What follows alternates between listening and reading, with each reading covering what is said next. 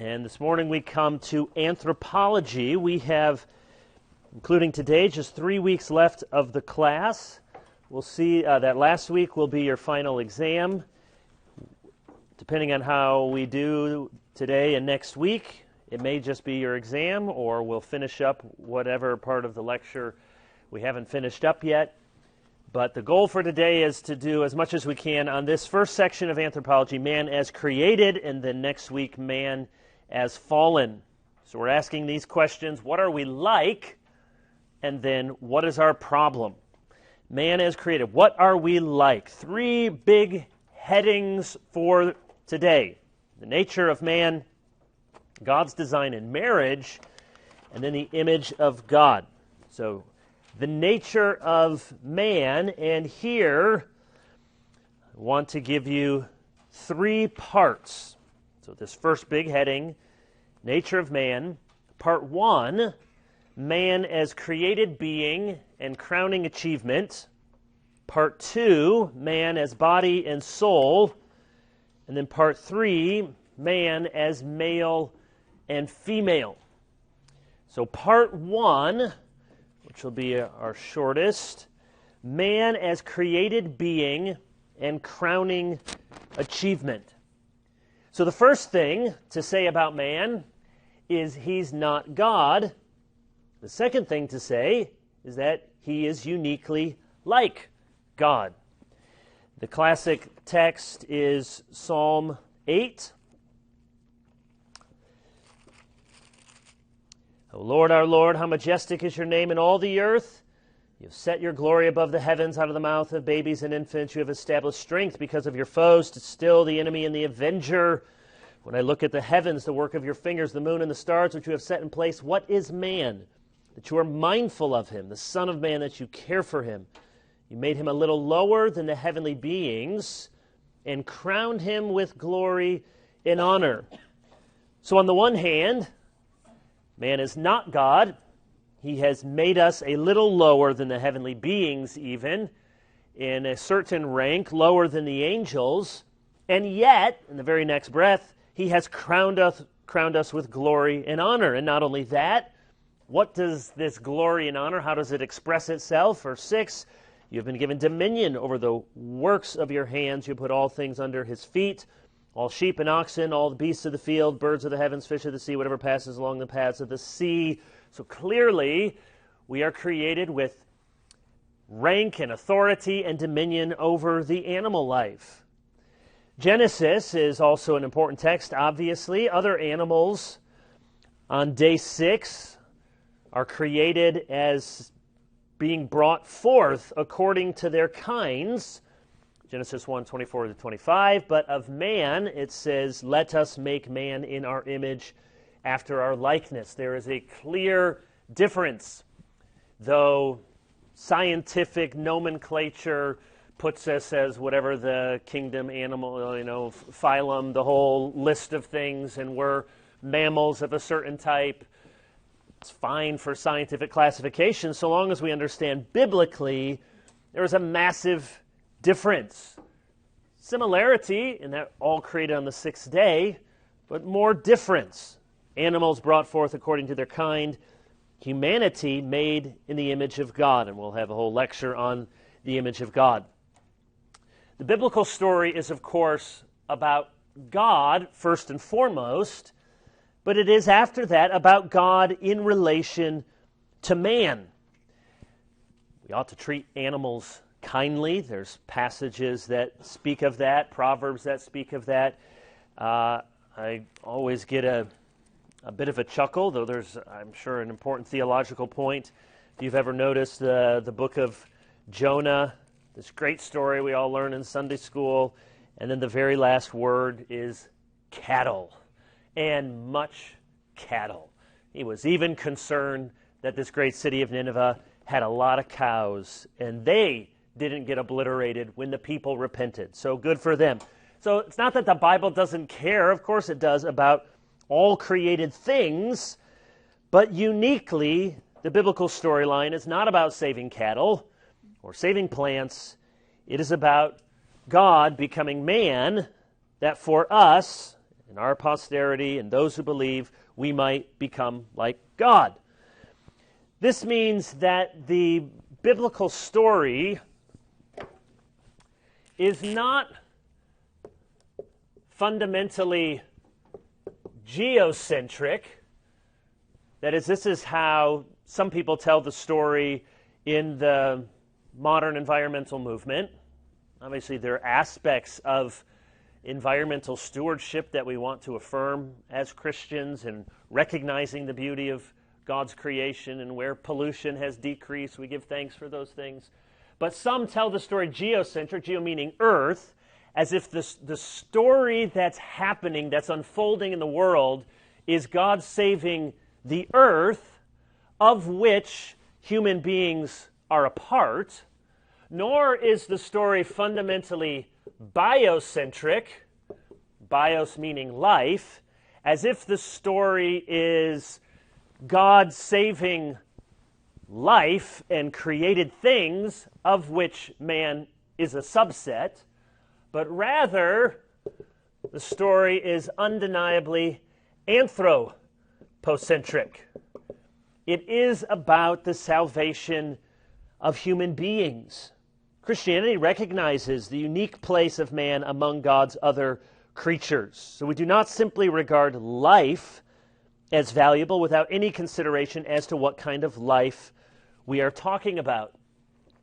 There's a passage that really has to do with eschatology, but it underscores this point. If you've ever noticed in Romans chapter 8, verse 20, for the creation was subjected to futility, not willingly, but because of him who subjected it, in hope, so here's the future, in hope, verse 21, that the creation itself will be set free from its bondage to corruption and obtain the freedom of the glory of the children of God.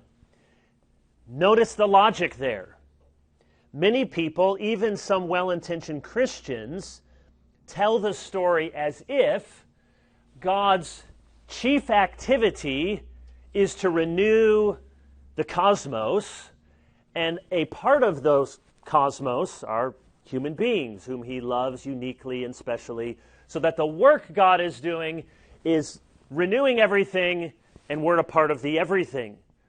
But it's actually the opposite logic there in verse 21, that the creation itself will be set free from its bondage to corruption and obtain the freedom of the glory of the children of God. So it's not as if humanity is in the wake of creation, but it's that creation is, to change the metaphor, riding in on the coattails of a redeemed humanity. It's God saving humanity, this anthropocentric view of the divine story.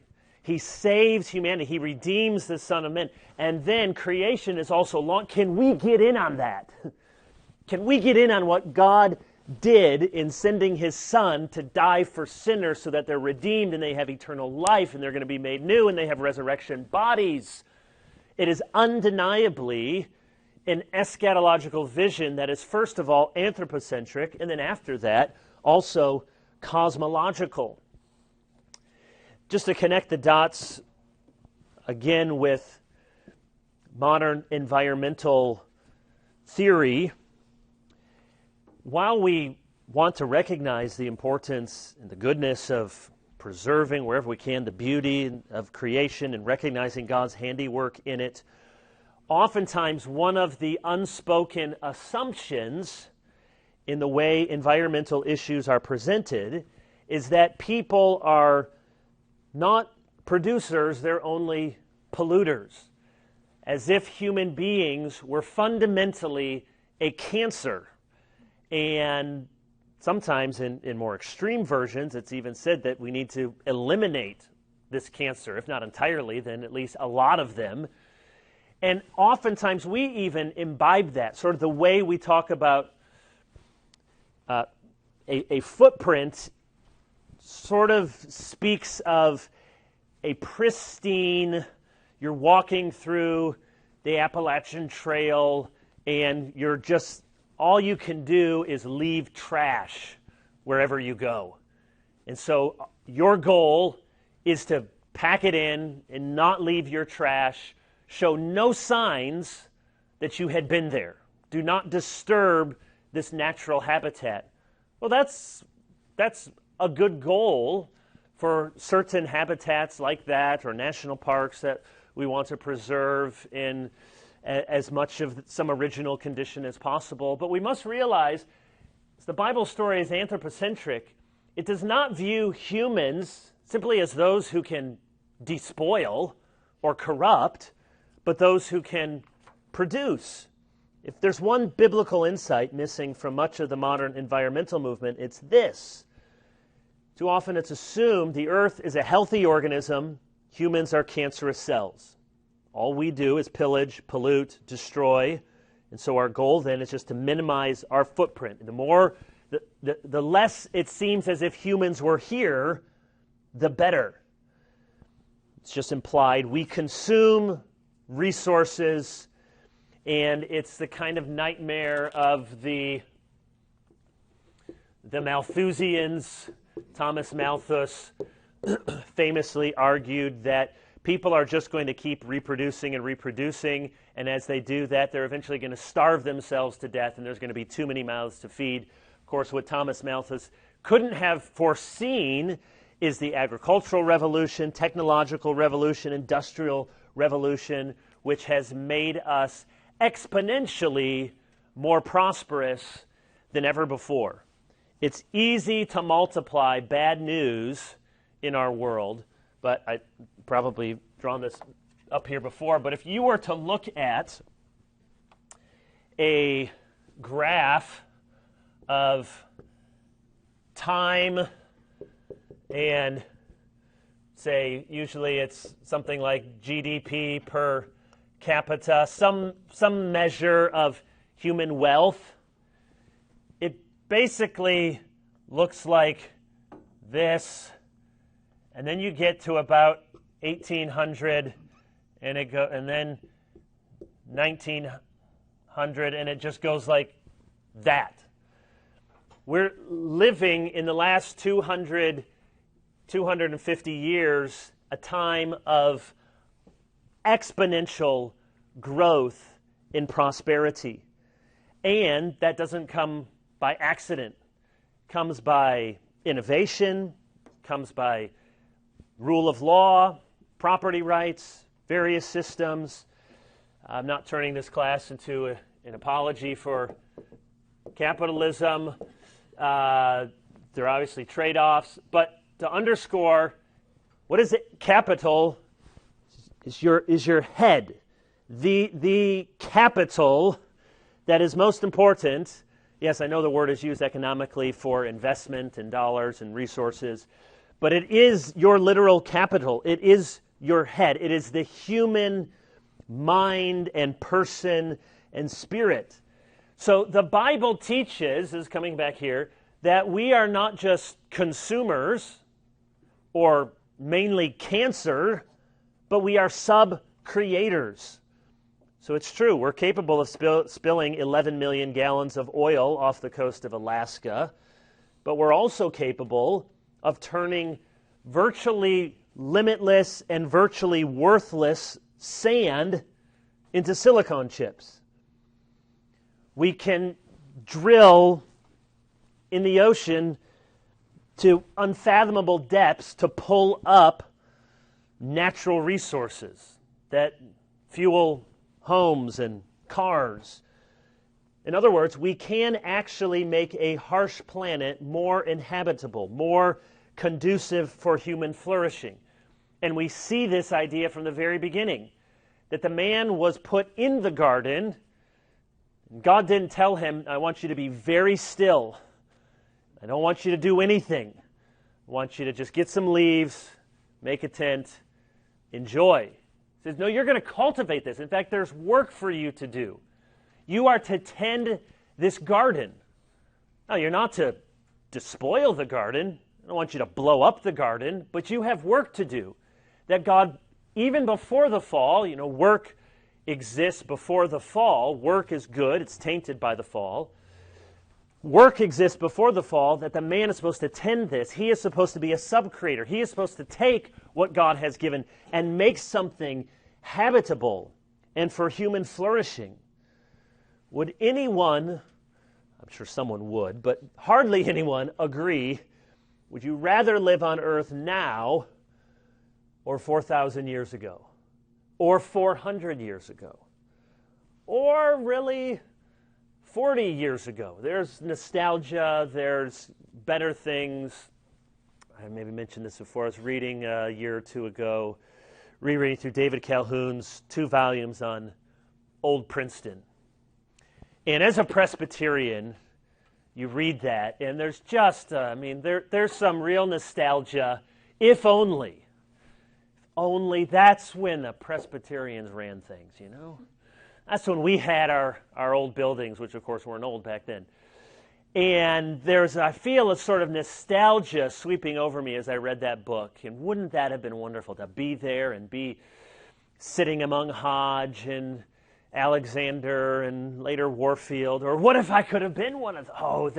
And you feel like that was the time to be alive. And then I come across a reference to Charles Hodge having some ailment for which the cure was, sorry to be graphic, was to put 12 leeches upon his groin. And I thought, nostalgia gone. I want to live right here, right now. Human beings are sub-creators. We must resist the temptation to think that we are intruders from another world, wrecking carnage in a pristine environment. The word that you hear often is, and it's a good word, is a steward.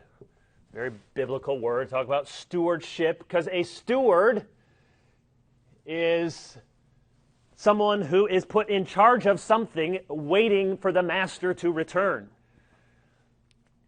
We are stewards of a great gift that God has given us on this planet.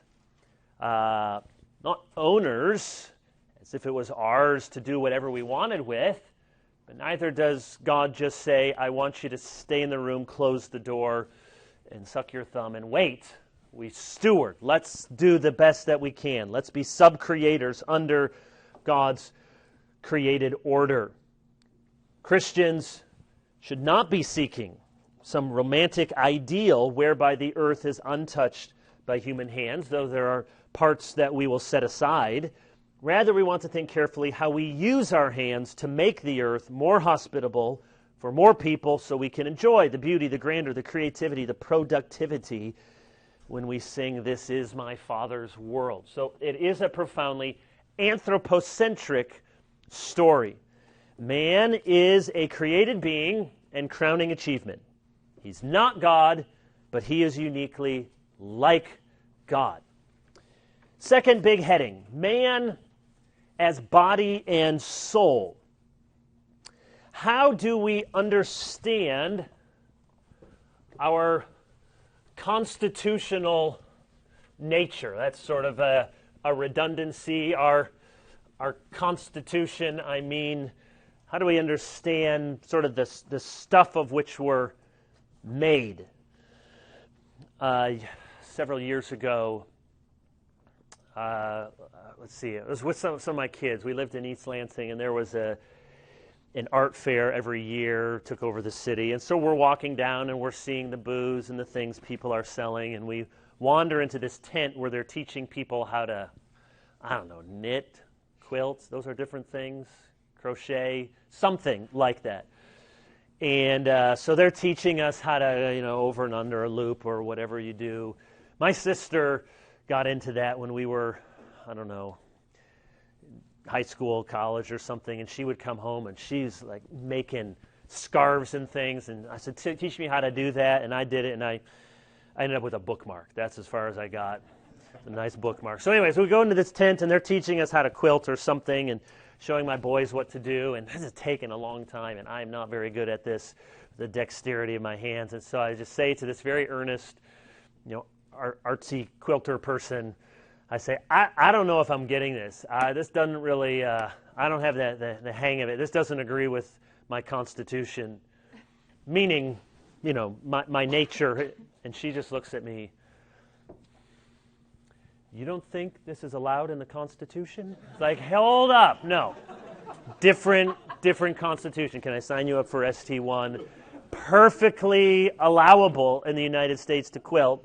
Just doesn't work for my nature. So that's what I mean. Our Constitution, body and soul.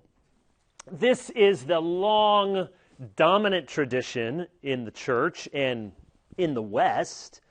More recently, some have objected to this kind of distinction between a material part of us and an immaterial part, a body and a soul. And admittedly, it is hard to conceptualize entirely what is a soul, what is the immaterial part of us. It's not a vapor, a gas that sort of exists somewhere, some invisible person.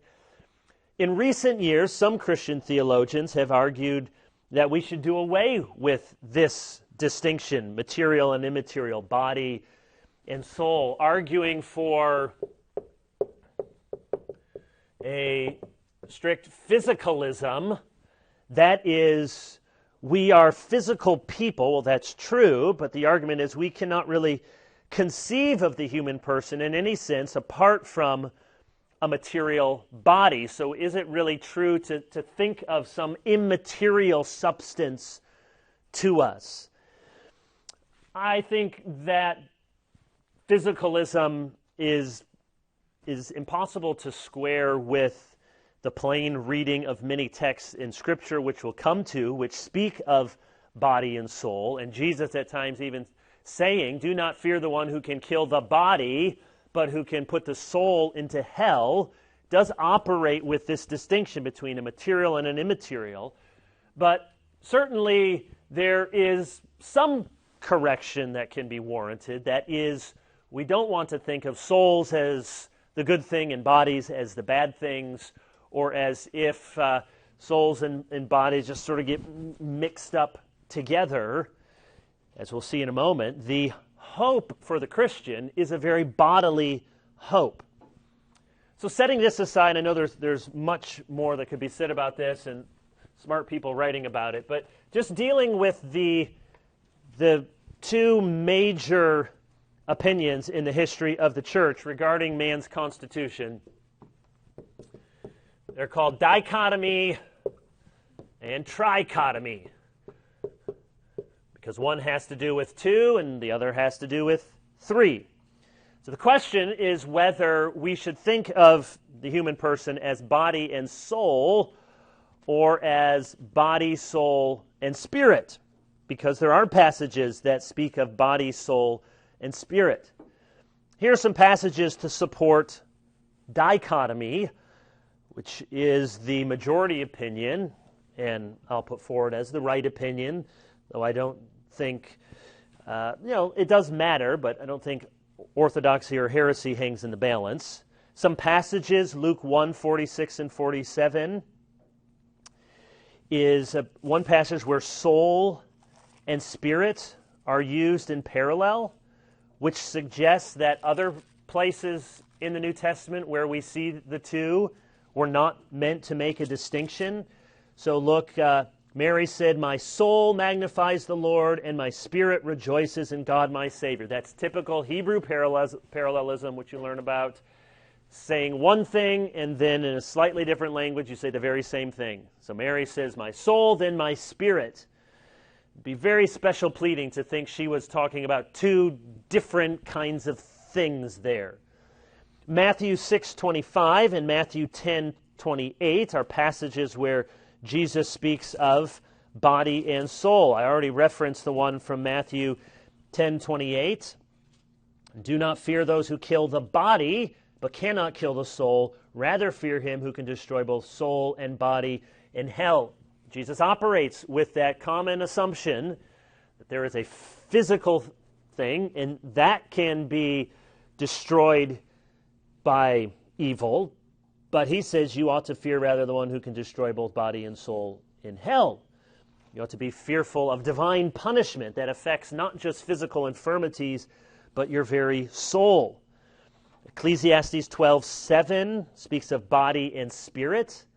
1 Corinthians 5:3 and 5 uses the same language, body and spirit. So sometimes the language is body and soul. Sometimes the language is body and spirit.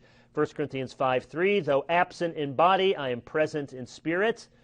And then 1 Corinthians 5:5, you are to deliver this man to Satan for the destruction of the flesh, so that his spirit may be saved in the day of the Lord. Again, a material part of us and an immaterial part of us. Jesus says in John 12:27, my soul is troubled. And then he says in John 13:21, my spirit is troubled. Again, I think showing that spirit and soul are used interchangeably. Trichotomy is body, soul, spirit, that there are three parts of us. Dichotomy is body and soul. So I'm just giving you the passages where soul and spirit are used interchangeably. At death, people in the Bible sometimes speak of their souls departing and other times of their spirits departing. So these words should not be pressed into an artificial distinction. Those are some references, verses to support dichotomy. What about trichotomy? Turn to 1 Thessalonians 5:23. This passage and Hebrews 4 are the main passages used to support trichotomy. 1 Thessalonians 5:23, now may the God of peace himself sanctify you completely, and may your whole spirit and soul and body be kept blameless at the coming of our Lord Jesus Christ. So there is a good verse for trichotomy. Has all three of them laid out. My response from the dichotomy position would be that Paul often uses spirit and soul interchangeably. And Paul, who's not trying to make an elaborate metaphysical argument here, is allowed to heap up some synonyms. We don't have time to look at them, but Romans 8:10, 1 Corinthians 5:5, we just saw, 1 Corinthians 7:34, 2 Corinthians 7:1, Ephesians 2:3, Colossians 2:5 are examples of Paul using spirit and soul interchangeably. Paul, I would argue, is heaping up synonyms to describe the human person, much as Jesus does when he says that we ought to love the Lord your God with all your heart, soul, mind. And if you remember in Mark's gospel, it adds strength. Heart, soul, mind, and strength. The fact that one gospel writer has 4 and other gospels have 3 suggests to us Jesus was not trying to make a strict metaphysical statement. And just whenever you teach on that passage, the words have some difference, but I wouldn't press the difference. Heart means this soul, mind, strength is something else. He's just speaking of the totality of the human person, and whether he says 3 things or 4 things, or Paul sometimes says 2 things or 1 thing. The important part is this language of a material part and an immaterial part. The other important verse for trichotomists is Hebrews 4:12. Hebrews 4:12. For the word of God is living and active, sharper than any two-edged sword, piercing to the division of soul and of spirit, of joints and of marrow, and discerning the thoughts and intentions of the heart. So the trichotomist would argue, surely soul and spirit must be something different, because it says piercing to the division of soul and of spirit. So those must be 2 different parts of us. However, I would argue, language does not actually say dividing soul from spirit. It's not speaking about separating your spirit and separating your soul. It's talking about how the Word of God is sharp and can penetrate to the deepest, most inward aspects of who we are. So again, I think the writer is heaping up this kind of language, the division of soul and of spirit, of joints and of marrow, of thoughts and of intentions. It's not that he's trying to make a sharp distinction, joints and marrow, thoughts, intentions, soul, spirit. It's heaping up synonyms and phrases to say the Word of God can penetrate to the very deepest part of you. If there is some payoff to the difference here, trichotomists sometimes argue that you have your physical part, your immaterial, and spirit sometimes argue to be the sort of the motivating, animating principle about you. Sometimes people really press into this, see that there are different ways that this affects how we counsel the human person, body and inner life and emotional life or something. We'll come to the faculties in just a moment. But I think the stronger support, though it's not a matter of heresy or orthodoxy, is for the dichotomy position. Where then, so if this is correct, and both agree that there is an immaterial part of human beings, where then do our souls come from? It's a question you probably haven't thought of before. I can't say I thought of it until I started preparing systematic theology lectures a few years ago. Where do our souls come? Okay, you get bodies. Bodies come from, and you've seen the videos, and you had the classes starting in 4th grade of where bodies come from, and seen cells reproduce and all of that. So you have a mental, scientific framework. You can picture it where bodies come from. Where do our souls come from? 3 different views. One, that our souls are pre-existent. So, to put it crassly, there's a vat of souls that have always existed and then get placed in the human body. This is not really a good Christian position because it makes the body seem accidental, as if mankind was complete as a person without a body. It eliminates, too, the distinction between men and angels. If human beings were pre-existent souls over here, pre-existent, or God first created souls before he created the rest of the world, it doesn't allow for that distinction then, because, well then, as a spiritual thing, how are we different constitutionally than the angels, which are spiritual beings? So that's one argument. They're pre-existent. More commonly, let's just say, okay, we won't do that.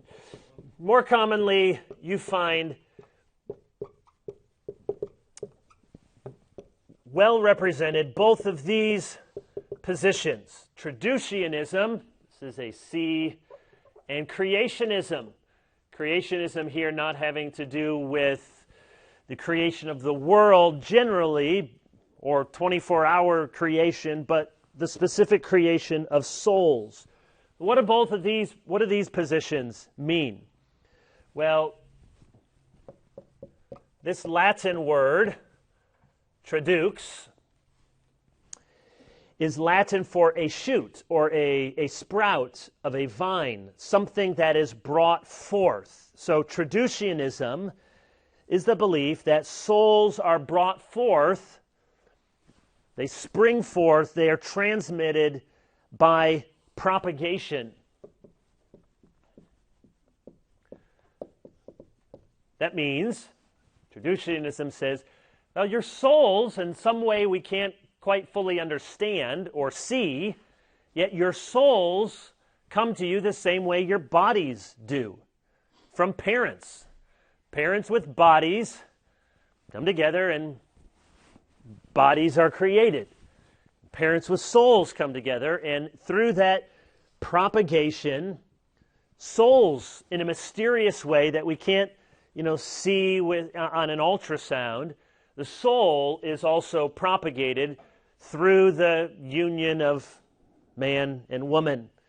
Creationism, as the name suggests, believes that each individual soul is owing to the immediate creation of God. So it's not by the propagation of natural processes, which we can't see or fully understand, but rather by a direct act of creation, that bodies are brought forth through propagation, the union of man and woman, but souls are specifically and directly placed by God. The individual soul is owing to the immediate creation of God. Hebrews 12:9, for example, speaks of the Father of spirits. Zechariah 12:1 says that God formed the spirit of man within him. I suppose Traducianism might argue that those are just general passages and they don't say how God created the soul within man or the spirit within man, and he could have done it by natural propagation. I take those verses to nudge me in the direction of creationism, that the Father of spirits means that God, by a direct act, creates the soul and plants in each one of us. There's good support among Reformed theologians for both Traducianism and creationism. We shouldn't be overly dogmatic. As I said, I lean towards creationism because, if anything, the Bible speaks of both body and soul as God's creation, even though he uses the physical stuff of male and female to create new life. I think the body leans in the direction of God is doing a special work in creating bodies, which he uses one process, and souls, which we're not told the specific process, but those Hebrews 12:9, Zechariah 12:1, there are other passages would suggest he's the Father of spirits in a direct way. I'm not going to stop there because I've done that in ST classes before, and I get a half-hour questions that I don't know how to answer. But it's an important question, not the most important, but Reformed theologians sometimes, I think in Shedd's dogmatic theology, he spends a lot of time arguing about these two positions. So how should we look at man as body and soul? On the one hand, we want to reject Platonism, and on the other hand, reject materialism. Platonism, meaning any sort of view that tends to see the body as bad and the spirit as good, or that we have a divine spark within us, and that's the real self or the higher self, the mind, the spirit, the soul, the immaterial part of us is the real us, and the body is not the real us. There are strands of, unwittingly, Platonist thinking in trans thinking. There's something inside, there's some spark, there's some immaterial me that's the real me. And I need to find that real me that's sort of trapped in this body. It's not the Christian view. Neither, on the other extreme, Christians believe in a materialism. That is, that we're simply lucky animals. We're just some chain of being just removed by some thousands or millions of years of evolutionary process, or that we are simply products of biological determinism. That would be a body without a soul. I like Mike Horton's language. He says, in Christianity, we have distinction without dualism. Dualism just means two, but dualism here meaning any form of this Platonist thinking where body is bad and spirit is good. So Christianity has distinction, so that's opposed to materialism, which just says, no, your atoms, your synapses, your cells, and you'll decompose someday. So dualism, that's against, or distinction, that's against materialism, but without dualism, that is, we don't pit the body and the soul against one another. And of course, we see this in creation, that God breathed into man and he became a living soul. So we see this in Genesis 2:7. The Lord God formed the man of the dust from the ground and breathed into his nostrils the breath of life, and man became a living creature. That too is an argument that many would use in favor of creationism. Isn't that what God did with the first Adam, body, and breathed into him this divine life, a soul? He became a living creature. So we see at the beginning that before there's a fall, man is body and soul, it's good. And then, of course, the incarnation tells us that God's vision for humanity is embodied, in that bodies are not by themselves something ungodly, or how else could God take on a body and remain sinful? And our eschatological hope is the resurrection, not merely that we're souls.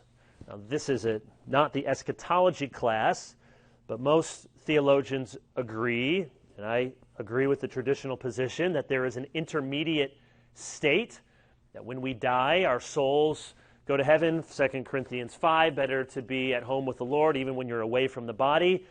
I don't quite know how to conceive of that, because we can't conceive of human existence apart from an embodied existence. I think that's the plain reading of 2 Corinthians 5 or Philippians 1. So there is a disembodied existence for human souls in that intermediate state. But the ultimate hope is the resurrection from the dead, that we will have our bodies made new. So sometimes at funerals, you'll hear, Grandma's in heaven now, and she's enjoying those new legs and jumping around, and not quite. She's looking forward to those. I don't know how it works without a body, but that embodied existence is the final hope that we're waiting for. So our loved ones who have gone to heaven, it's wonderful, it's glorious, and there is something even better yet to come with the renewal of all things.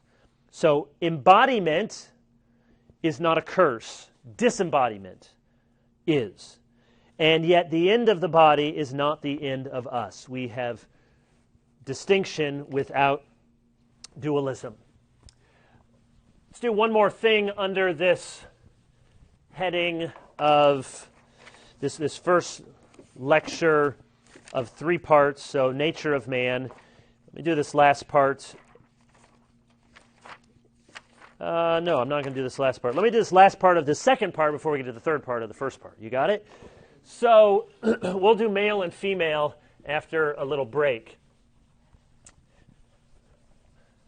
I want to talk just for a few minutes, and we already touched on this earlier when we talked about the attributes of God and divine impassibility, but something that's called faculty, I always have to remember how to spell, psychology, not teaching faculty, but the faculties of the soul. How ought we to think of human faculties? Okay, what is a faculty? Here's a common definition. A faculty is a power to exercise a specific operation in the soul.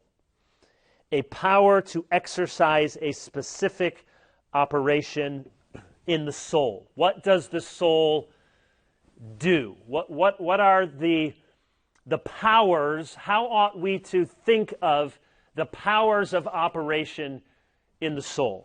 This has a long tradition in Western philosophy. Maybe it does in Eastern philosophy too. I'm just not familiar with that. But certainly in the West, you don't need to remember all of this. Just when we get down to the Reformed is most important for us in our context. But some background. Plato had 3 faculties. I don't mean Plato, but he taught 3 faculties. If he was right, then he had 3. If he was wrong, he didn't. But he taught 3 faculties: intellect.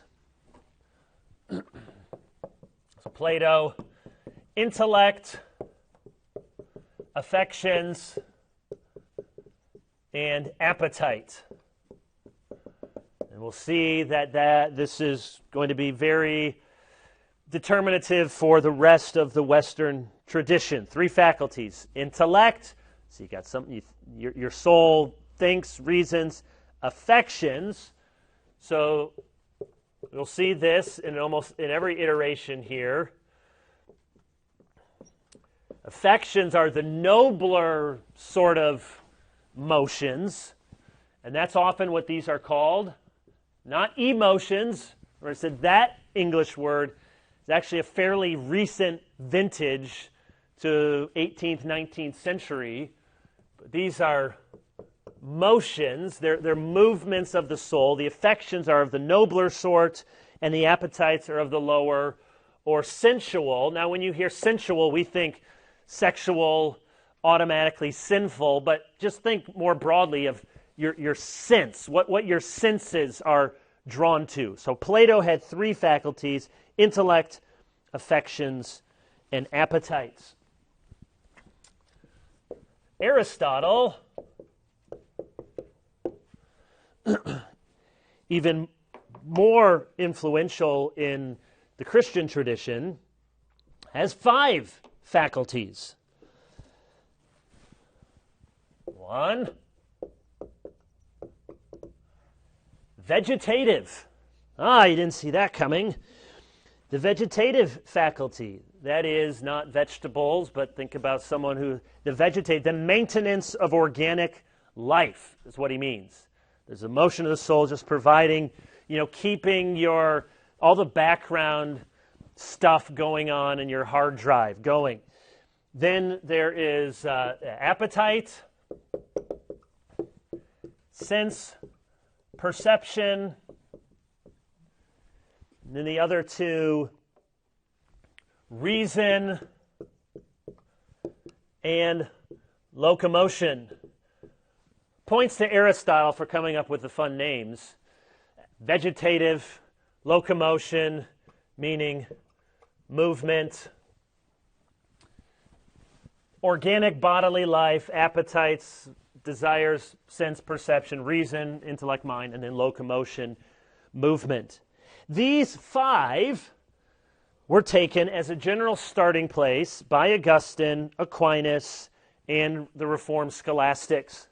It's just why it's important to at least know what they are, because whether you like Aristotle or you don't like Aristotle, you can't learn church history and theology without realizing that until very recently, they're all starting with some baseline Aristotle. This is just how we have to sort of think of things, and then we can move the pieces around and expand or shrink, but they start with this. Aquinas has his own way of formulating things.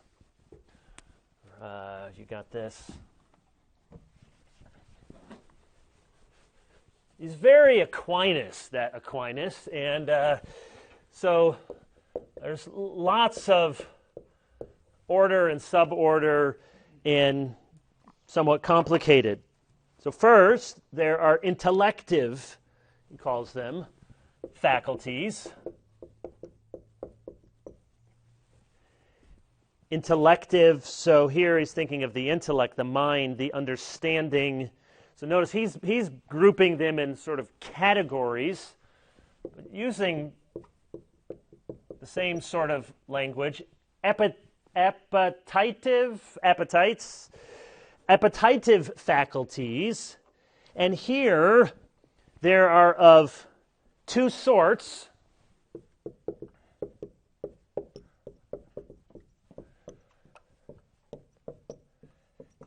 Intellectual appetency is Aquinas' language, and sensitive appetency. Maybe you can, if you're single, maybe you can just put that somewhere on your profile. I have very sensitive appetency. Get to know me. But here's what Aquinas means. You say, well, this is repetitive. Intellective, mind, reason, then appetites. But he says your intellectual appetency is your will, And your sensitive appetency, that is your sense, what you're drawn to in your senses, these are your desires. If you want to further look at Aquinas' distinctions, he says you can have appetites toward what is good, that's benevolence. You can have appetites to overcome obstacles, and that's called courage. Then there is, finally, intellective faculties, mind. And I shouldn't have put that up there because Aquinas, unlike the Reformers, has something different there because the final one, he says, is reason. So he distinguishes intellective, how you know things, and then reason is what you do with that knowledge. For Aquinas, reason is really putting this together with this. When you get your mind and you understand things, and then the will is how you can reason and make good decisions. And this is very important for understanding Aquinas' faculty psychology and what the Protestant tradition, though they agree with most of what Aquinas is doing, they do have a significant disagreement. Because in Aquinas, so just look at this, I'm simplifying somewhat, but look at this. These two come together and make this. So what's left? And what's left of his faculties is this right here. Your sensitive appetency, your desires. And Aquinas teaches, and this is dominant Catholic tradition, that your reason can override your sensitive appetency. That is, your intellect, your will come together in your reason, and they can control the lower faculties, as we saw here all the way back in Plato, higher, lower, noble, sensual, that your reason is able to control these lower faculties, which is why Westminster Confession 6:2 says, by the fall, our first parents, quote, became dead in sin and wholly defiled in all the parts and faculties of soul and body. They're saying, no, all of it. All parts of soul and body. You've heard this before. Total depravity does not mean we are all basically Hitler and we have no neighborly kindness or decency. The total depravity doesn't mean every human person is as bad as he or she can possibly be. The total is not so much the depth as it is the breadth, the width. The total meaning no faculty is untouched by this taint of sin. Intellect, reason, will, desires, all of it has been tainted by the fall. So, and I'm owing you a break in just a moment, we'll come now to then how, after Aquinas, how does the Protestant tradition, or let's say how does Reformed theology think about faculty psychology? Reformed theology does follow the tradition, capital T, tradition, in affirming that the faculty of intellect or understanding or reason has primacy over the other faculties. So Reformers agree with Aquinas and agree with, I erased it now, what Plato and Aristotle said. They all agree that now they organize it a little differently, but your intellect, your mind, your understanding, or your reason, that is to have a controlling function over, say, your desires. The difference is whether that controlling function has also been tainted by the fall, is also not entirely trustworthy. But they agree that the faculty of intellect has primacy over other faculties. So, in Reformed faculty psychology, there's almost always the intellect and the will as two faculties. And the will is placed subservient to the intellect. Sometimes, as is the case in Turretin, it's metaphysically subservient. That is, it's of a lower kind of stuff even, but at least logically subservient to the intellect. So you have intellect and will, and other Reformed theologians will, in the other category, will sometimes include mind or memory or conscience. Sometimes there's two, sometimes there's three, but intellect and will. And intellect encompasses reason, understanding, the mind. So the faculties, the operation of the soul, you can put it very broadly. There's a thinking part, and there's a thinking function and a choosing function. And depending on who you read, these may be aspects of the thinking function, the choosing function, or they may be other functions themselves. So as we talked about way back with impassibility, affections and passions, so affections and passions are seen as two different motions of the will. They're two different aspects of this choosing function, this inclination function. Of affections, so motions of the will. That's the language. Motions of the will. God has affections, but he is without parts or passions. Because remember, passions are considered motions of the sensual appetites.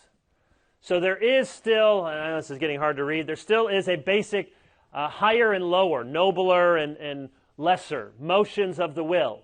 So affections, God can have affections, but he does not have passions because those sweep over us. They render us passive. They are motions of the sensual appetites. The passion of Christ refers to the suffering of Christ. You see the etymology, passion and passive, and passions as we understand suffering. So saying God does not suffer is another way of saying he does not have passions because he is not subject to these sort of appetites of the sensory world because God doesn't have senses like we have senses. So just to bring this full circle, it's always important when we have this language, most people start to speak of affections and you think emotions.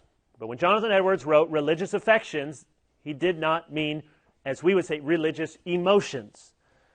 And so when people say Christians ought to have certain affections for God, that's true, but sometimes that feels discouraging and helpless, like I ought to have certain uncontrolled, sweeping over me emotions, and if I don't have those, therefore I must not be a good Christian, or maybe I'm not even a Christian. But that is to confuse affections, really, with passions. Affections are a movement of the will, which is why, if you've read religious affections, after 400 dense pages, he basically says, how do you know you have religious affections? A good tree bears good fruit, and a bad tree bears bad fruit. Are you inclined to, are you moving, is your will drawn to what is good, what is right, what is true, what is righteous in increasing measure. Those are true religious affections, which are to be distinguished from passions, and Edwards wasn't even using this language of emotions. So all of this faculty psychology gets fairly technical, and we don't think in these terms. We have a hard time thinking of body and soul, let alone the soul having distinct operations, and yet we can't understand, and we're liable to misread so much of our own tradition if we don't realize that these words have usually fairly technical meanings which go all the way back throughout the tradition of Western theology and Western philosophy. You look like you're ready to stand up. Okay, why don't you take a 5-minute break, and we'll come back at 5 to 10 and see how much we can do on man as male and female. We are looking at the nature of man, part 1, man as created being and crowning creation. Part 2, man as body and soul. And part 3, man as male and female. You have a break coming up in about a half hour. If I push you a little bit over that half-hour time, I'll give it back on the back end of that break. See if we can make it through this section. Man as male and female. I've written about this in articles before, and it's a part of the little book I wrote on men and women in the church. So you can find these categories and parameters elsewhere if you want to read them. We'll start with this question. Here's what we're trying to answer. What would you say to your child, little girl, your daughter comes up to you, daddy or mommy? What does it mean to be a woman? Your boy says, what does it mean to be a man? It's not an unheard of question, especially with all the confusion in our world today. What would you say? It's a slightly more difficult question than it sounds at first. Okay, what does it mean to be a man? What does it mean to be a woman? There's some biological differences you might immediately talk about, or that women are those sorts of persons if all of the plumbing is working correctly, have and incubate and give birth to children. Men are those sorts of beings who impregnate women to have children. That's on a fundamental level, and we'll come back to the physical aspect of it. What else might you say? I would start by saying, why are you asking these questions? This is very unlike you, but good question. Say, well, first you want to know that you're made in the image of God, and you're meant to show what God is like in this world. You're to be a little living statue of God. You represent Him, you live like Him, you speak of Him, you point to Him. That's true for all boys and girls and all men and women. And then you might say next that we're meant to realize that you belong to Christ, and we're supposed to grow into the image of God in Christ. So, before we get to differences, we do want to underscore what would be the same to be a woman of God or a man of God. You want to embrace who you are, made in the image of God, and to have that image renewed as you are joined to Christ. So if my kids ask that question, and actually they'd probably be first asked for ice cream or Sour Patch Kids and then be punching each other in the stomach, but if they did, and then if they said, well, Dad, I would really like you to give me a great dad speech. Oh, well, settle in, children. Let me tell you 5 ways in which men and women are different. 5 ways in which girls grow up to be women is different than boys growing up to be men. I've found a way to put it A, B, C, D, E. Maybe help you remember. Just at least some hooks. Appearance, body. I'm cheating a little bit here. Crowning characteristic, demeanor, and eager, also cheating, posture is what I have with these. So, I mean, you got to make it work.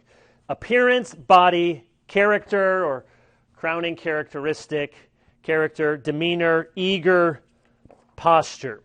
So these are the A, B, C, D, E. Let me take them in a more intuitive order than A, B, C, D, E. So there's the acronym. It's not an acronym, just a mnemonic device. And let's look at them in a more logical order. So let's start here with eager posture. What do I mean by that? The woman's posture in the garden is to help.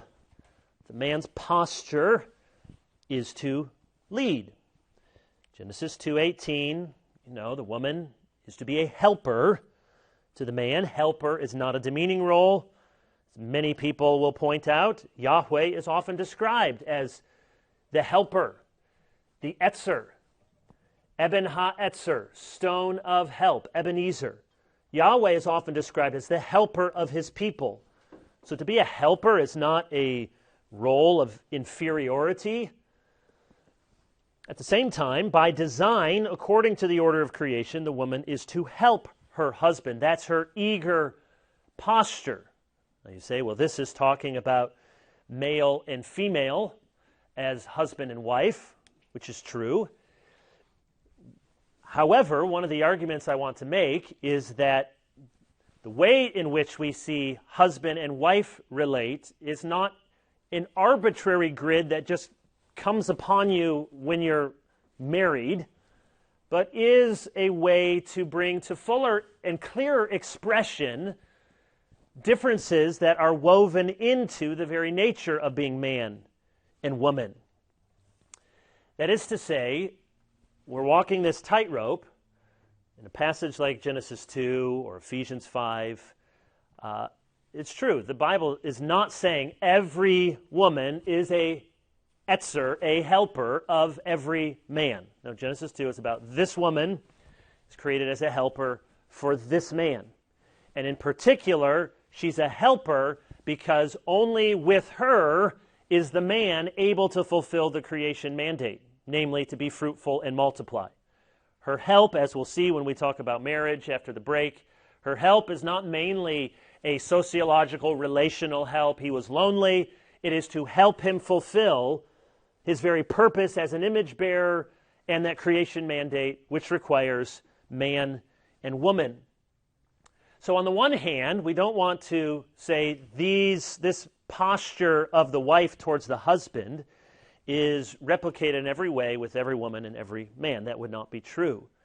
And yet we don't want to act as if you just click into a whole bunch of other things that are rather arbitrary to our natures, but just happen when you're married and happen in the church. I'm getting ahead of myself, but here's one of the key dangers, I think, and where I think many people are in danger of losing biblical conviction.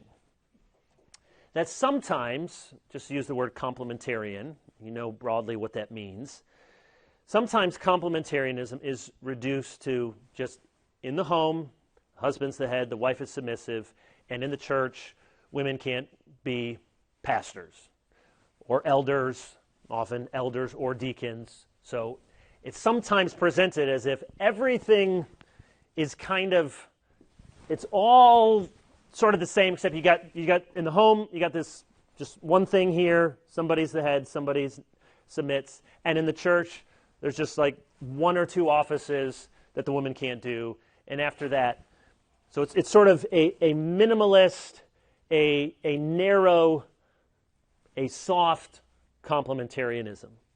One of the problems I want to put to you with that is it suggests very loudly to people that those two restrictions, or two differences, even if we hold on to them, are somewhat arbitrary. The analogy that I've used before is, how do we think about the differences between men and women? I'll permit a sports analogy. Sometimes we think of, well, the differences between men and women, it's like if you play basketball and you go to the store and there's, outdoor basketball, indoor basketball.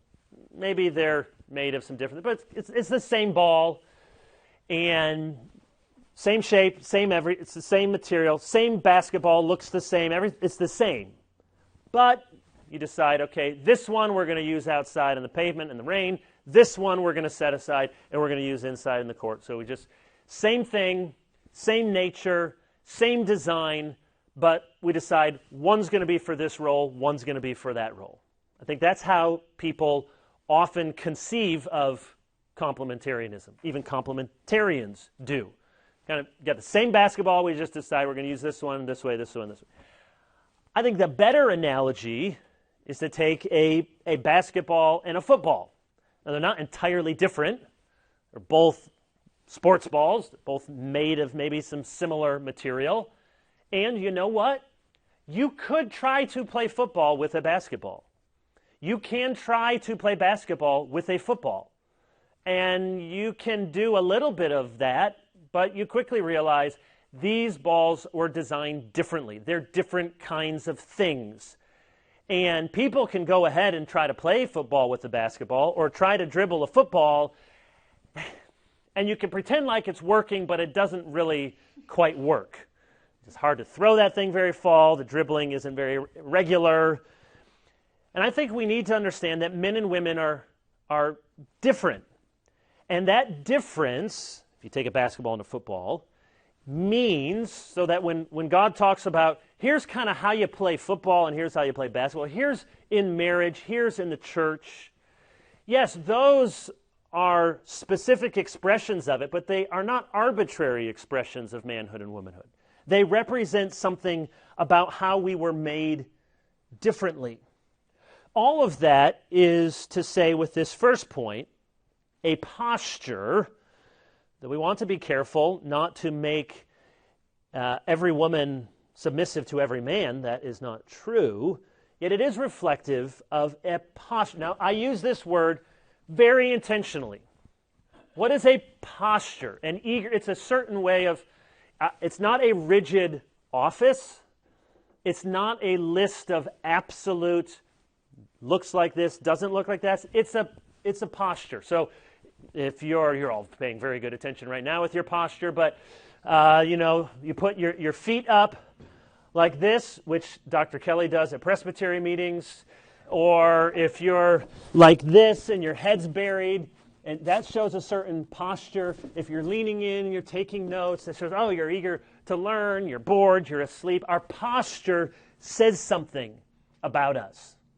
So my point here is not to say that male and female are inflexible offices that operate the same in every situation, but that there is a certain posture toward manhood and womanhood. We see that the man's posture is to lead. He was created first, which Paul finds significant in 1 Timothy. He was charged with naming the animals, an act of authority. He was given the probationary command, and even though Eve was the one who sinned first, isn't it striking? Paul does not say that sin was transmitted into the world through Eve. It was transmitted through Adam, because he was given as the federal head. He was ultimately held responsible for the first sin. So 1 Corinthians 11:3 can say the head of a wife is her husband. A posture. The man, even in marriage, this doesn't mean he leads to the exclusion of ever helping, or women help to the exclusion of ever leading in any way. We're talking about, here's how I put it, what you are intentional to find and eager to accept. You are intentional to find and eager to accept. In particular in marriage, the wife is willing to be led. The husband is eager to take sacrificial initiative to lead.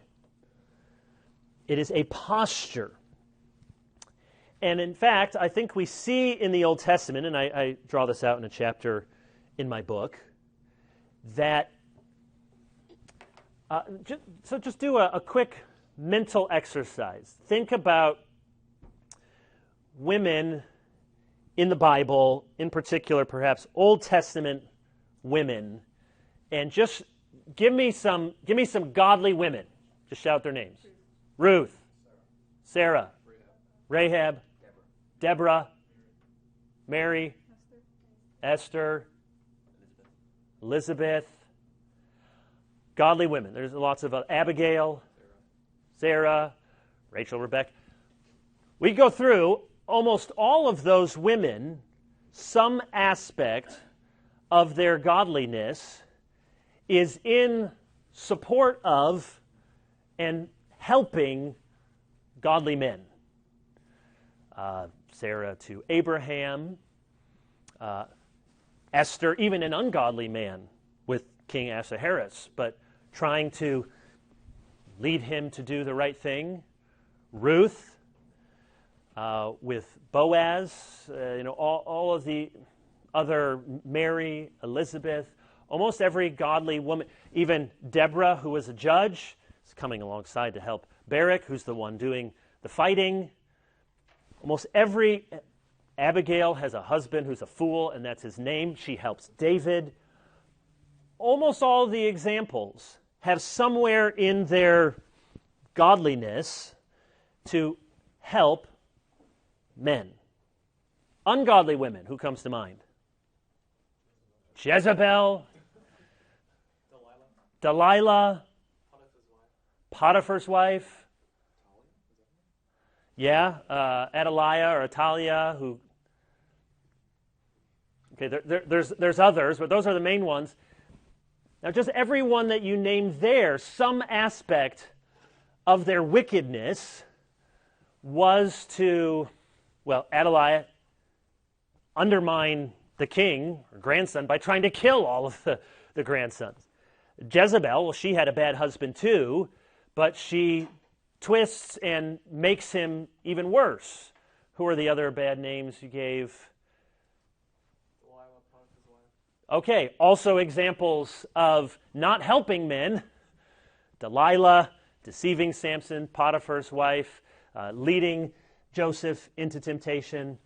Now, of course, we could do, there's more men in the Bible, so the pattern isn't as obvious as it is with women, but there's certainly lots of men in the Bible who either are godly for supporting women and lots of ungodly men who mistreat women and abuse women. So it's not that this street of undermining or sinning against goes one way. Of course it doesn't. But it's just to show that the women who are known in the Bible are very often known for one of those two things. Either a posture that is to come and support men, or one that is to lead them in some bad direction. So eager posture. Second, let's talk about the body. Leviticus 18:22, you shall not lie with a male as with a woman, it is an abomination. The world says you have an orientation or an identity which is more essential than your sex. And the world says sex and gender are different things. The world says gender is a construct and actions should correspond to your self-authenticated desires. The Bible, however, says that your gender, if that's the expression of it, should correspond to your sex. In other words, there is an oughtness, a givenness, and actions, therefore, must correspond to divinely created identity. In fact, I saw some philosophical paper recently that was arguing, is it even a meaningful statement to say, I identify as whatever you are? Are you really that thing? Is such a thing even possible, philosophically, to identify as and claim something that you are not already doing or are. Of course, that language, which is very common to us now, reverses the biblical order, which says you have a givenness, you have a nature, you have an oughtness, and therefore life is to flow out of that God-given identity. Romans 1, their women exchange natural relations for those that are contrary to nature. And men likewise gave up natural relations with women and were consumed with passion for one another. Paul says there is a nature, there is a givenness. We have bodies. That's the implication in Leviticus 18:22. You shall not lie with a male as with a woman. A male is something different than a woman, and you shall not confuse the two. One of the most countercultural verses in the Bible, 1 Corinthians 6:19, you are not your own, for you were bought with a price, so glorify God in your body. Our bodies are not ours to use as we see fit. We were created to use our bodies as God sees fit. And part of being a man is that your body was designed for a woman. Sometimes people choose singleness, sometimes people want to be married and can't, but that's a divine design, and part of being a woman is a body designed for a man. There is, from the very beginning of creation, sexual dimorphism or gender binary. There is male and female. Just say a word here because sometimes people will say, well, what about intersex? And intersex is very rare, does exist, and I'm not going to do a lecture on the biology of it or even all the ethics of it. You can get that in Dr. Anderson's class. But just to make this point, with intersex, we are talking about an observable medical condition, not a mental state of mind. So intersex is sometimes thrown into the conversation to say, whoa, wait a minute. How can you say there's male and female and that your body is a givenness when there's intersex? Well, trans and intersex are very different.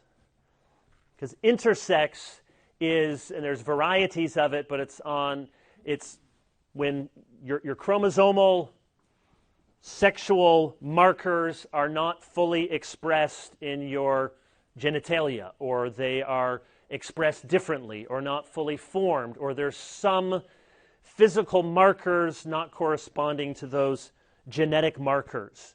That is an observable medical condition. Whereas to say, I was assigned a sex, but I identify as another sex, is not an observable medical condition. It is a mental state of mind. There is, in other words, an organic unity of sex and gender identity, of biology in Scripture, that God made them male and female, that they are fitted for each other. This is pervasive in Genesis 1 and 2, in the commands in Leviticus 18 and 20, in Romans chapter 1. And in the passages where, as we'll see in a moment, gender confusion is argued against. Why, as Paul say in 1 Corinthians 11, or why in the Old Testament law is a man supposed to dress like a man and a woman to dress like a woman? Because God has given this biological reality that he wants to find in expression of maleness and femaleness. This is where natural theology, we often aren't schooled as Protestants in thinking in terms of natural theology, but it is often instructive. And by that I just mean to look at the way in which God made us and to have the ability to draw some theological conclusions. For example, and let me put this euphemistically, not to be too graphic about it, but it is true, though no one dares to mention it, that when two men come together sexually, it is normally the case that the male member, talking about body part, that is supposed to give life is placed into the part of the body where decay and waste is expelled. Natural theology, in other words, ought to tell us something, that that member was not designed to be in that place. I think that's true even if some Christians try to argue, well, the Bible never says that anal sex is not forbidden between a man and a woman. Natural theology tells us it is. It's not God's design for how the parts of the body are meant to be put together. That the male member is meant for the female member such that they produce life. Those are the sort of arguments from natural theology which sometimes, as good biblicist evangelicals, we're hesitant to make, and yet there's something there that is instructive. Just one other analogy that I've used before in trying to at least expose some of the incoherence of transgender ideology, which says that we must accept how someone identifies and embrace that their mental cognition of their identity is therefore correct, no matter what their biology tells us. So what would you say? It's like saying a young woman comes to her counselor at school and says, I'm really struggling with anorexia and bulimia. And you can look at the young woman and see she's very, very thin, too thin. You've wondered if what's going on. But she tells you, look at me. I'm ugly. I'm overweight. Fat. Look at the way I am. This is why I don't eat. This is why I force myself. I hate the way I look. I hate all these pounds. Now, what if you said to her, as her counselor, hope we would all instinctively know what you ought to help her see is her understanding of herself is mistaken and is harmful. We would not think it a very loving response to say, I'm so glad you brought this up. You're absolutely right. And she would look at you with surprise. You say, no, you're right. You are overweight. You are obese. You should stop eating what you're eating. You are in an unhealthy state. You're fat. And in fact, how dare any of your friends here try to tell you that you're dangerously thin? Because you're not. And that's hate to tell you that you are. In fact, we're going to now make it a rule throughout the school that no one should disagree with you when you say that you're overweight. And if anyone says that you should eat, they'll be punished. If anyone says that, you know what, I love you so much, I have to tell you you're too thin, we'll send them to the principal's office. We would all, I hope, recognize, though I wonder if we're coming to that, we would all recognize that that is not loving counsel, because there is a biological reality. And the loving thing is to help the person understand that your conception of yourself is mistaken and it's harming you.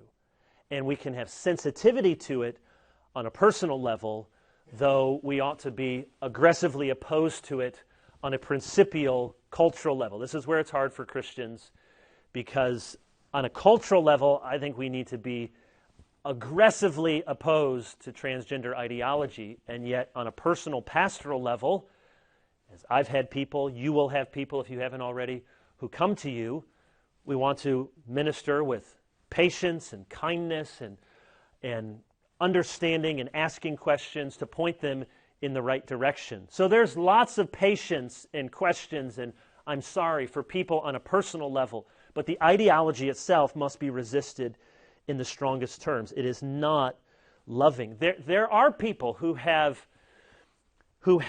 all sorts of disorders, who feel like there's a certain disorder where people want to cut off their hands. You are now. I just saw an article, and it wasn't the Babylon Bee. It wasn't a joke. It was Norway or something, and some famous YouTube influencer or TikToker or something has chosen to identify as a female disabled person, though he's male abled, or whatever the combination was, but insists on now being in a wheelchair because he feels like he's always been a disabled woman.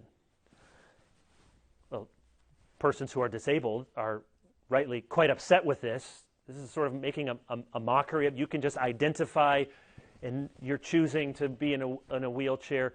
It is a reductio ad absurdum, but we're seeing those sort of iterations when we fail to embrace that God gives us bodies. He gives us bodies, and we have embodied existences which are meant to be lived out as male and female. Let's just do appearance, and then we won't get through. We'll have to finish these other two after the break. But this is related to body. 1 Corinthians 11 is a complicated passage. This is the passage with head coverings. Just notice a few verses in 1 Corinthians 11. Verse 6, for if a wife will not cover her head, then she should cut her hair short. But since it is disgraceful for a wife to cut off her hair or shave her head, let her cover her head. In the conclusion of the argument, verse 13, judge for yourself, is it proper for a wife to pray to God with her head uncovered? Does not nature itself teach you that if a man wears long hair, it is a disgrace for him, but if a woman has long hair, it is her glory? For her hair is given to her for a covering. If anyone is inclined to be contentious, we have no such practice. He means there, we have no such practice of being contentious. He doesn't mean, never mind everything that I just said. We don't actually practice it. Nor do the churches of God. The basic argument Paul is making is that the confusion of genders is contrary to nature. The confusion of genders is contrary to nature. There is a crucial principle that we need to hear. Men are not women, and when men seem like women or women like men, it is off-putting and it is unnatural. That's the argument. Here's where it's tricky. There is undoubtedly some element of cultural indicators in Paul's argument. Nature teaches that for a man to look like a woman or a woman to look like a man is not appropriate. Nature itself, it's woven into us. That's not the way things are or ought to be.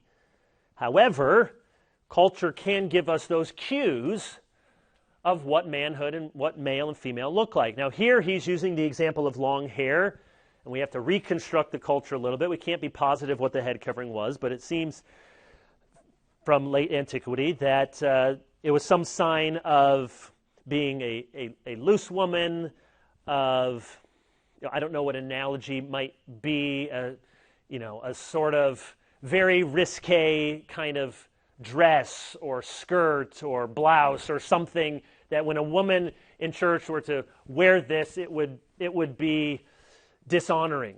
It would be dishonoring to her husband for a woman to present herself in such a sexual manner, and it would be inappropriate. So there's something about the head covering was, in that culture, some manifestation of appropriate modesty. I'm not convinced, though I could be convinced if someone wants, but I haven't been convinced that women need to wear head coverings today, not knowing what that head covering was like, and given that in almost most contexts in the West, if a woman walks in with a head covering, it communicates sort of curiosity. I think there is still, and it's okay to be wearing the hat here, but I still think there is in church, there still is if you got a group of men and there's a prayer or the national anthem, they usually take their hat off. There's some residual, that's a sign of respect. But on Easter, if women come in with their hats, people aren't thinking, 1 Corinthians 11, all right. So I think it wouldn't communicate the same ideas or symbolism. And we can't even be sure exactly what it was then. But what is important is some measure, which is admittedly somewhat culturally conditioned, because Samson had long hair. Did the average Jew have longer hair than this? I don't know. All the pictures I see suggest that they do. They're not photographs. So even the length of one's hair it's not that, the Bible doesn't tell us, okay, you get this long man, whoa, that long woman. But we do instinctively realize that looks like a man, that looks like a woman. Why is it, again, the transgender ideology?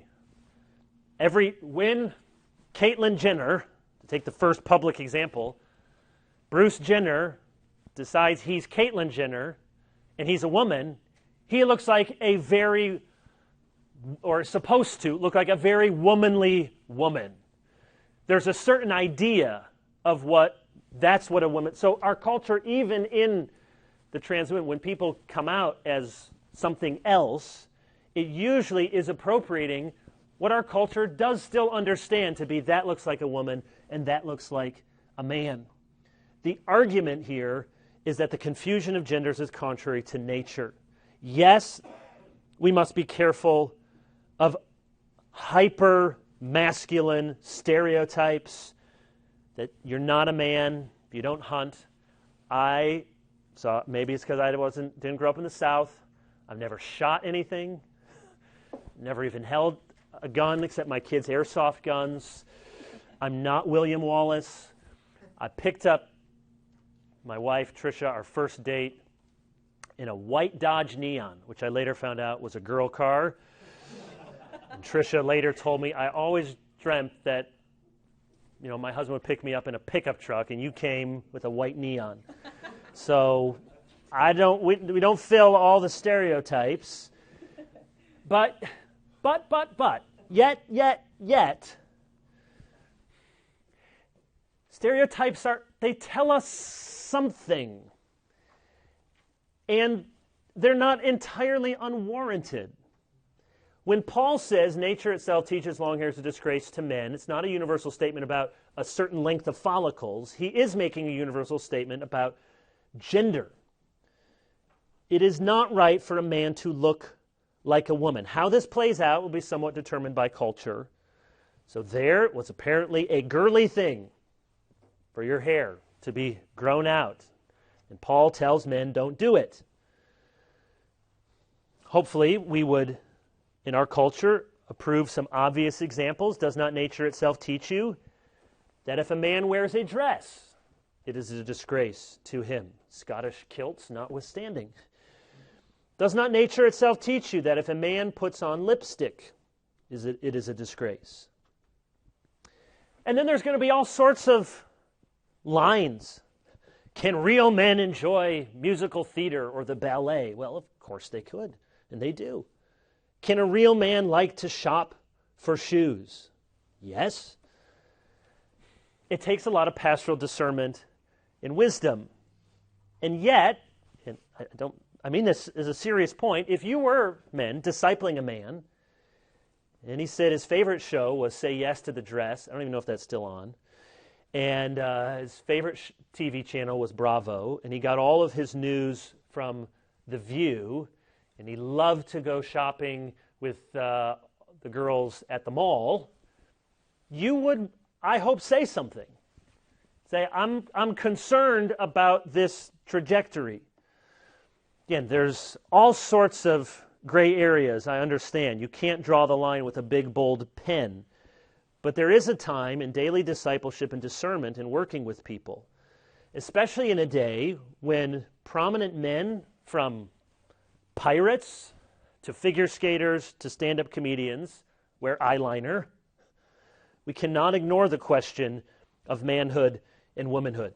The Bible doesn't give us every specific we might want in defining masculinity or femininity, but it does start by giving this very foundational principle here, talking about appearance, that men have male bodies and they should look like men, even though some of that is culturally conditioned. And women have female bodies and they should look like women. You may have questions, and we'll save time when we get back. So come back 7 after the hour. Give you your full half hour, 11:07, and we will finish this up and see if we can do the marriage section also. 11:07, see you in a half hour. Welcome back. Welcome back. Our last 50 minutes talking about anthropology, creation, men and women. We are looking at 5 ways in which men and women are different. So 5 things you might say to your little boy, little girl. What does it mean to be a man? What does it mean to be a woman? Appearance, body, characteristic, demeanor, eager, posture. We've looked at 3 of them. Demeanor. I want you to notice 2 passages in 1 Thessalonians 2.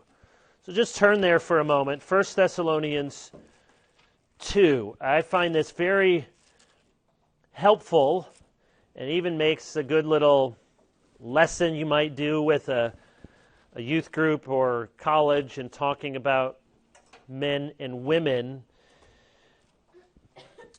So 1 Thessalonians 2, 7 and 8.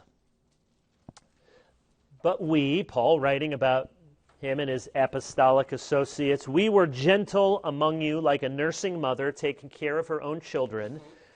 So being affectionately desirous of you, we were ready to share not only the gospel of God, but also our own selves, because you had become very dear to us. And then verse 11, for you know how like a father with his children, we exhorted each one of you and encourage you and charge you to walk in a manner worthy of God who calls you into his own kingdom in glory. Notice, within a span of a few verses, Paul likens his pastoral approach to mothering and then to fathering. And the approaches are not the same. For Paul, mothering is a picture of gentleness, affection, sacrifice. Fathering, on the other hand, implies exhortation, encouragement, spiritual charge. And notice, Paul doesn't think that these are exclusively feminine or exclusively masculine virtues. After all, Paul says, we were tender among you, gentle among you, like a nursing mother. So Paul doesn't think that to be tender and to be gentle is to be girly and it's something beneath him as an apostle or beneath him as a man. Only women are to be gentle. He doesn't say that. That's why I said earlier, these are not fixed, rigid offices. Men have this set of virtues, women have this set. So that's instructive that he doesn't hesitate to appropriate to himself this kind of gentleness. But it's also instructive to see that when Paul wants to think of what is a picture of tenderness, gentleness, compassion, care, he thinks of women, in particular here, a mother. Now, I can tell you, I'm not a mother. I live with a very good one. And I can tell you that gentleness and tenderness and affection, they don't come naturally. It's not like that's just you roll out of bed, not with our kids anyways. But for Paul, that is the picture. And there is, generally speaking, that the child who scrapes his knee runs to his mom. There is generally, in a world with violence and hardship, look to women to provide that atmosphere of tenderness and gentleness and support. And on the other hand, Paul's picture of divinely guided exhortation is of a father. Now, fathers will be different as well. But there is something about being a father that is hortatory. Think about Hebrews 12. A father disciplines those he loves. He disciplines his children. Something about the fatherly role, which is one of discipline. So no matter the father's unique personality, there's something about a father that is exhortation, charge. No matter a woman's own unique personality, there's something about being maternal. There's something particularly feminine to be marked by gentleness. We'll come to this at the end. That's why 1 Peter 3:4 speaks about gentleness in Sarah and gentleness for the wife. And gentleness is saying something when you work with crying people all day. Paul, in other words, does not think mom and dad are interchangeable, or men and women are the same. He does not think they are rigid offices such that the virtues do not overlap, but he does think there's a particular way in which a particular demeanor for masculinity and a particular demeanor for femininity. And insofar as the two are confused, they're going against the design by which God has created us. Which leads to this final point, character.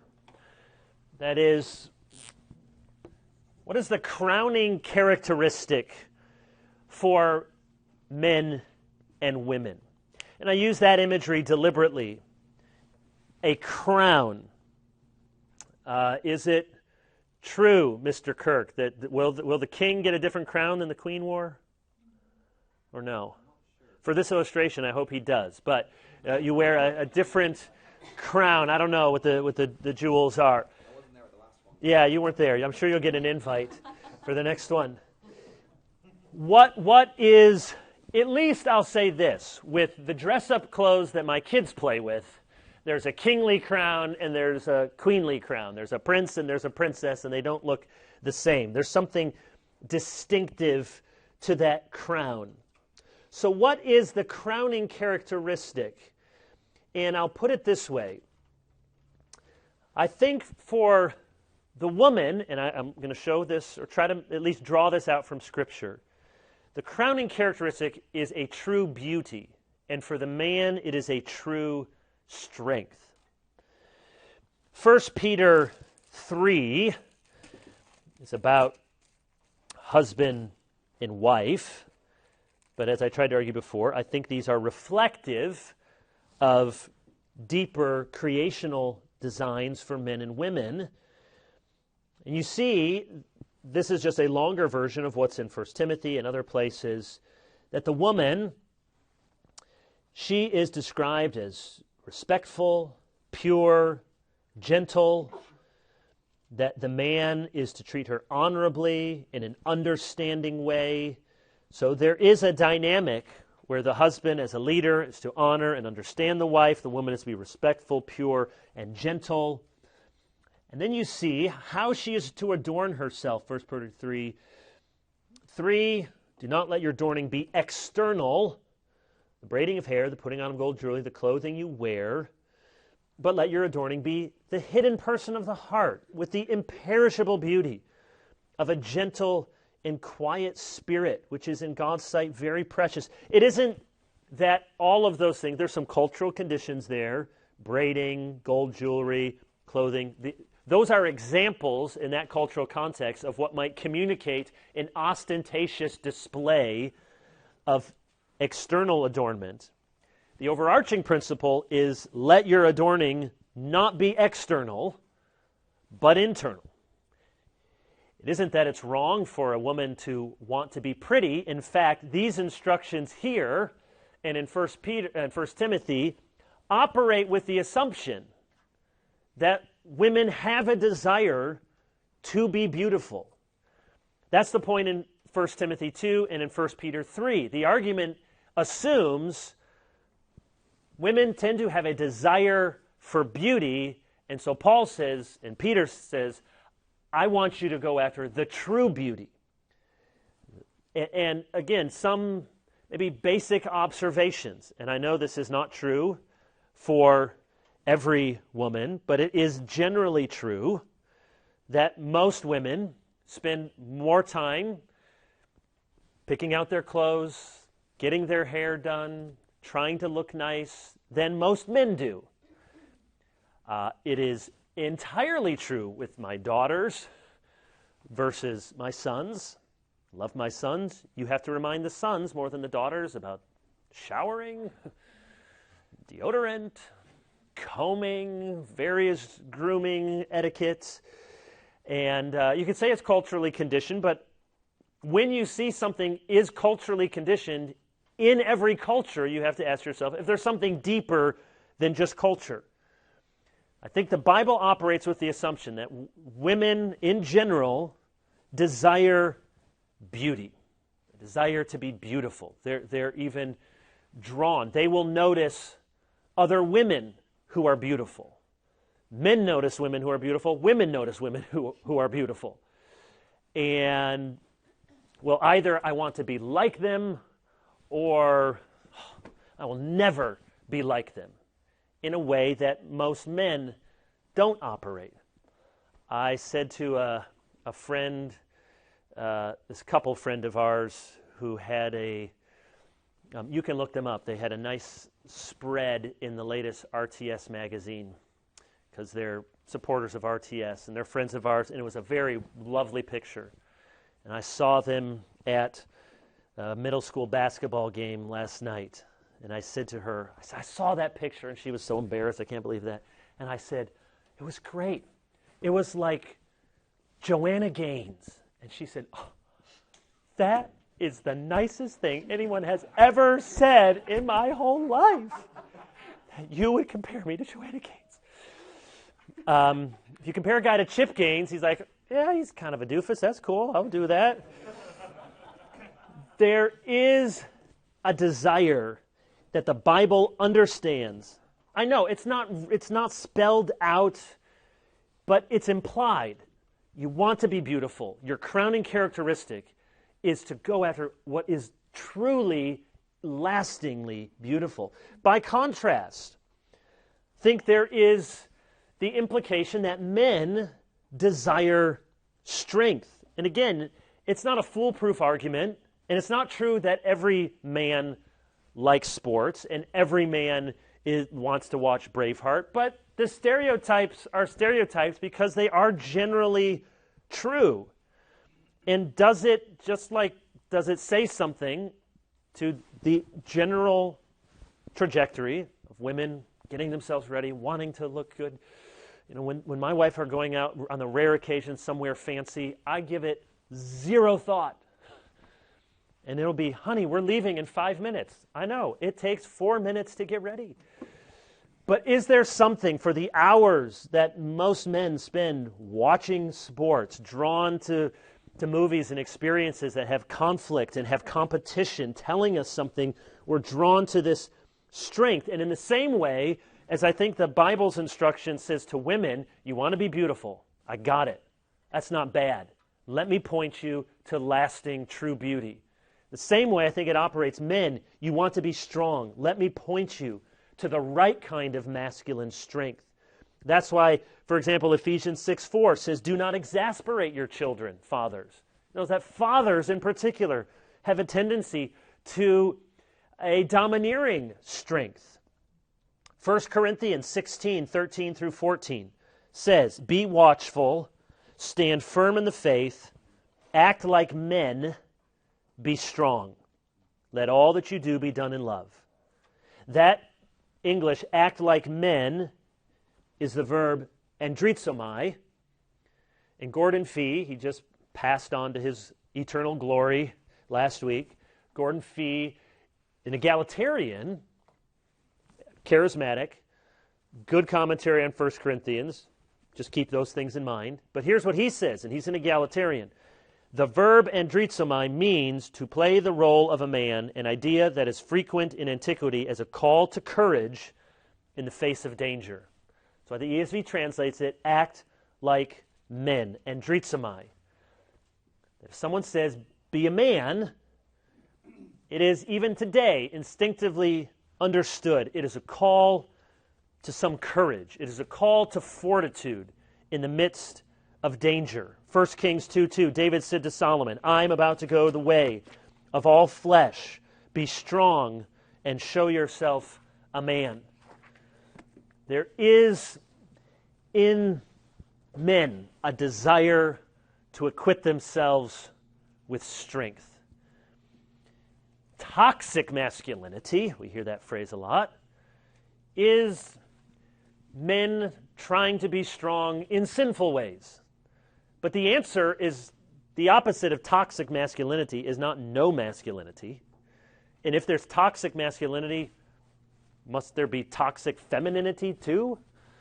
No, the opposite is a godly masculinity, a godly strength. I'll never forget when my dad, who traveled a lot, and did mission stuff, and he traveled a lot more than I traveled. He'd be gone for 3 weeks at a time. I don't know how my mom did it.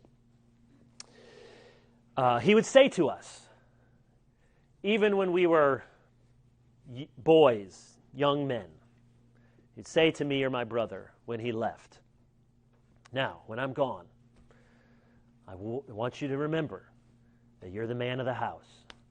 I want you to look after your mom. And really, we weren't looking after our mom. She was taking care of all of us. We were hardly doing anything helpful. But I say the same thing, even to my 13-year-old boy. Give him, just plant that seed that you have a responsibility. It's not that your mother is helpless. Clearly she's not. But as a man, you are to acquit yourself with strength. And to be the man of the house is to show yourself that you're going to grow up into someone who wants to exercise loving care and protection. Again, it's not true in every case, but it is true indisputably in general that men grow taller. Men in general are stronger. They develop muscles and broad shoulders and all of that. Their voice deepens in a way that is meant to command some respect and authority. Yeah, there are no Bible verses that connect all those dots, but again, a natural theology suggests to us, doesn't that say something about God's purpose for men to provide strength, protection, physical fortitude?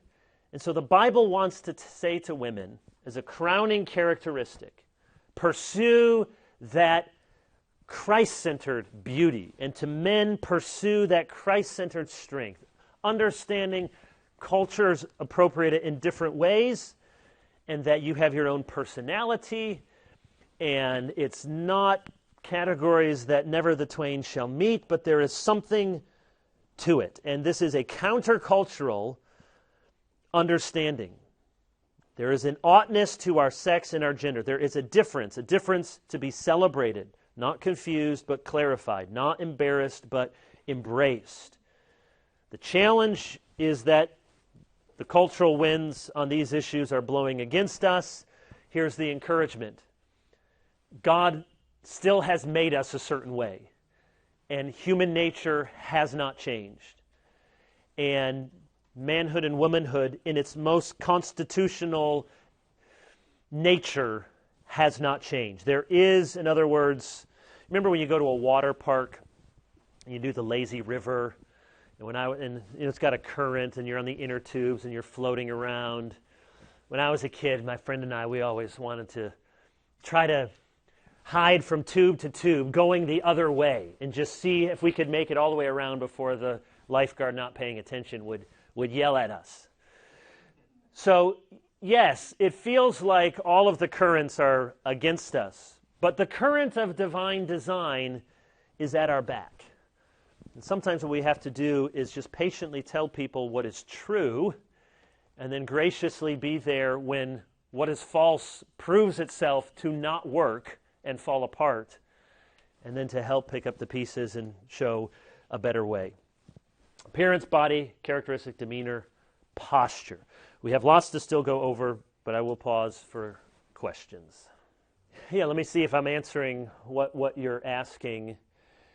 Yes, there are just the chemicals in men and women. That is what accounts for most of the differences between men and women is the level of testosterone.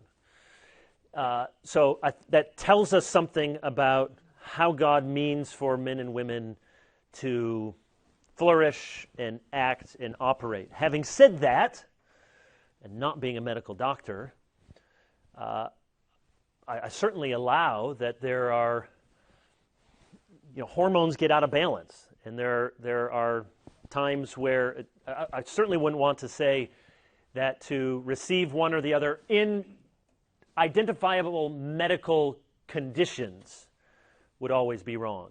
It would be wrong to embrace as just a mental state of mind, okay, I'm going to take these puberty blockers or this, I'm going to go on estrogen or go on testosterone in order to live out a transgender identity. But I think we all know that the body is a complex reality, and things sometimes get out of whack.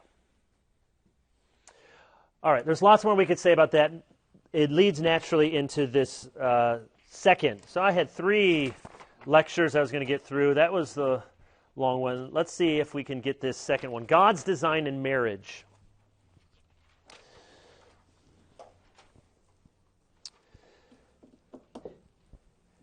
How should we go at this? Let's just jump in and try to give some reasons. I'm going to assume that in a class at RTS, there is widespread and hopefully unanimous agreement that marriage is between a man and a woman, and yet undoubtedly there's questions, you encounter questions, you may have questions or doubts or concerns in your own mind.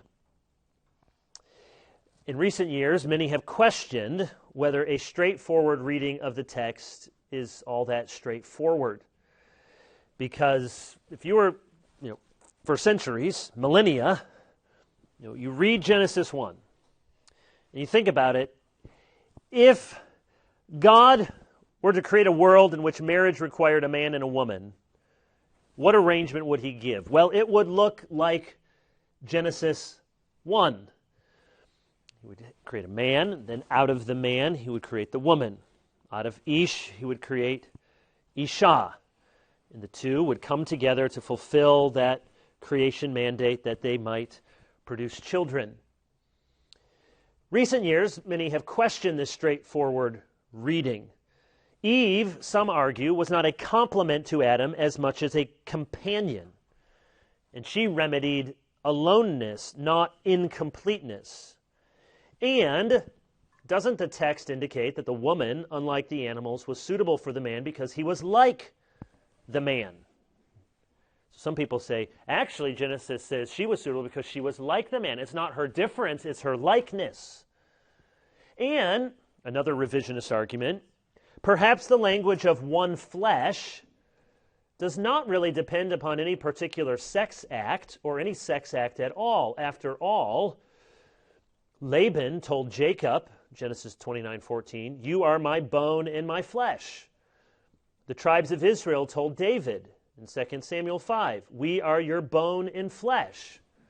So is it possible that that language of flesh and bone just means we're in a covenant relationship, or we're kinsmen, or we're closely bound together, in which case the one flesh union of Adam and Eve, could that be the same one flesh union with 2 men or 2 women?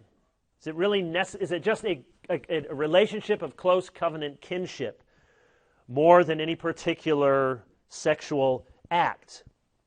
And some would say, why make so much of sexual fittedness when Genesis 2 doesn't mention procreation?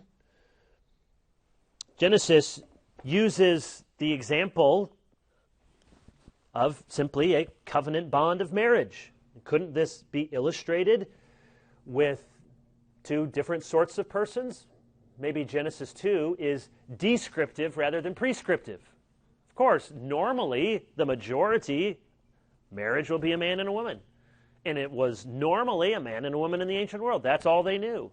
So, of course, they're going to explain marriage with Adam and Eve. But might that just be a description rather than a prescription, such that the union of two men or two women could demonstrate the same leaving and cleaving, the same one flesh union, the same intimate sharing of all things. In other words, does the creation account and marriage require a man and a woman in order to be marriage?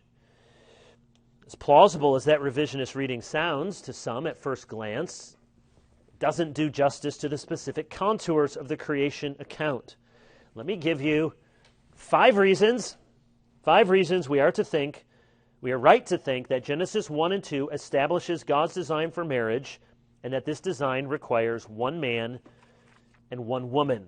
5 reasons. First, the way in which the woman was created indicates that she is the man's divinely designed complement. The way in which she was created indicates she is the man's divinely designed complement. In Genesis 2:21, we see the Lord God taking something from the man, one of his ribs, in order to make a helper suitable for him, verse 18. And then verse 22 emphasizes the woman was not fashioned out of thin air.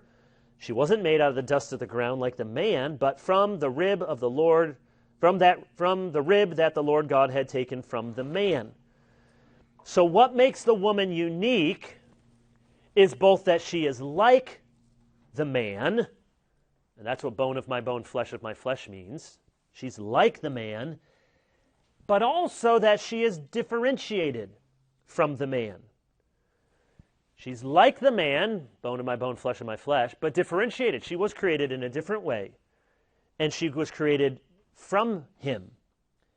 Adam delights that the woman is not another animal and that she is not another man, because she is exactly what the man needs, a suitable helper equal to the man, but also his opposite. She is Isha, taken out of Ish. She is woman taken out of man. Will Ross, our expert philologist, tells me that Ish and Isha are not actually, as best as we can figure, etymologically related, but if you read the commentaries, they say there is likely a deliberate homophonic resonance going on. In other words, Moses is using these words because everyone can hear, even if etymologically they may not have come from the same root, they sound the same. Isha, Ish. You can hear in the words themselves sameness and difference. A new creation fashioned from the side of the man to be something other than the man. So the way they're created indicates divinely designed complement. Second reason, the nature of the one flesh union presupposes two persons of the opposite sex. Presupposes two persons of the opposite sex. The phrase one flesh points to sexual intimacy.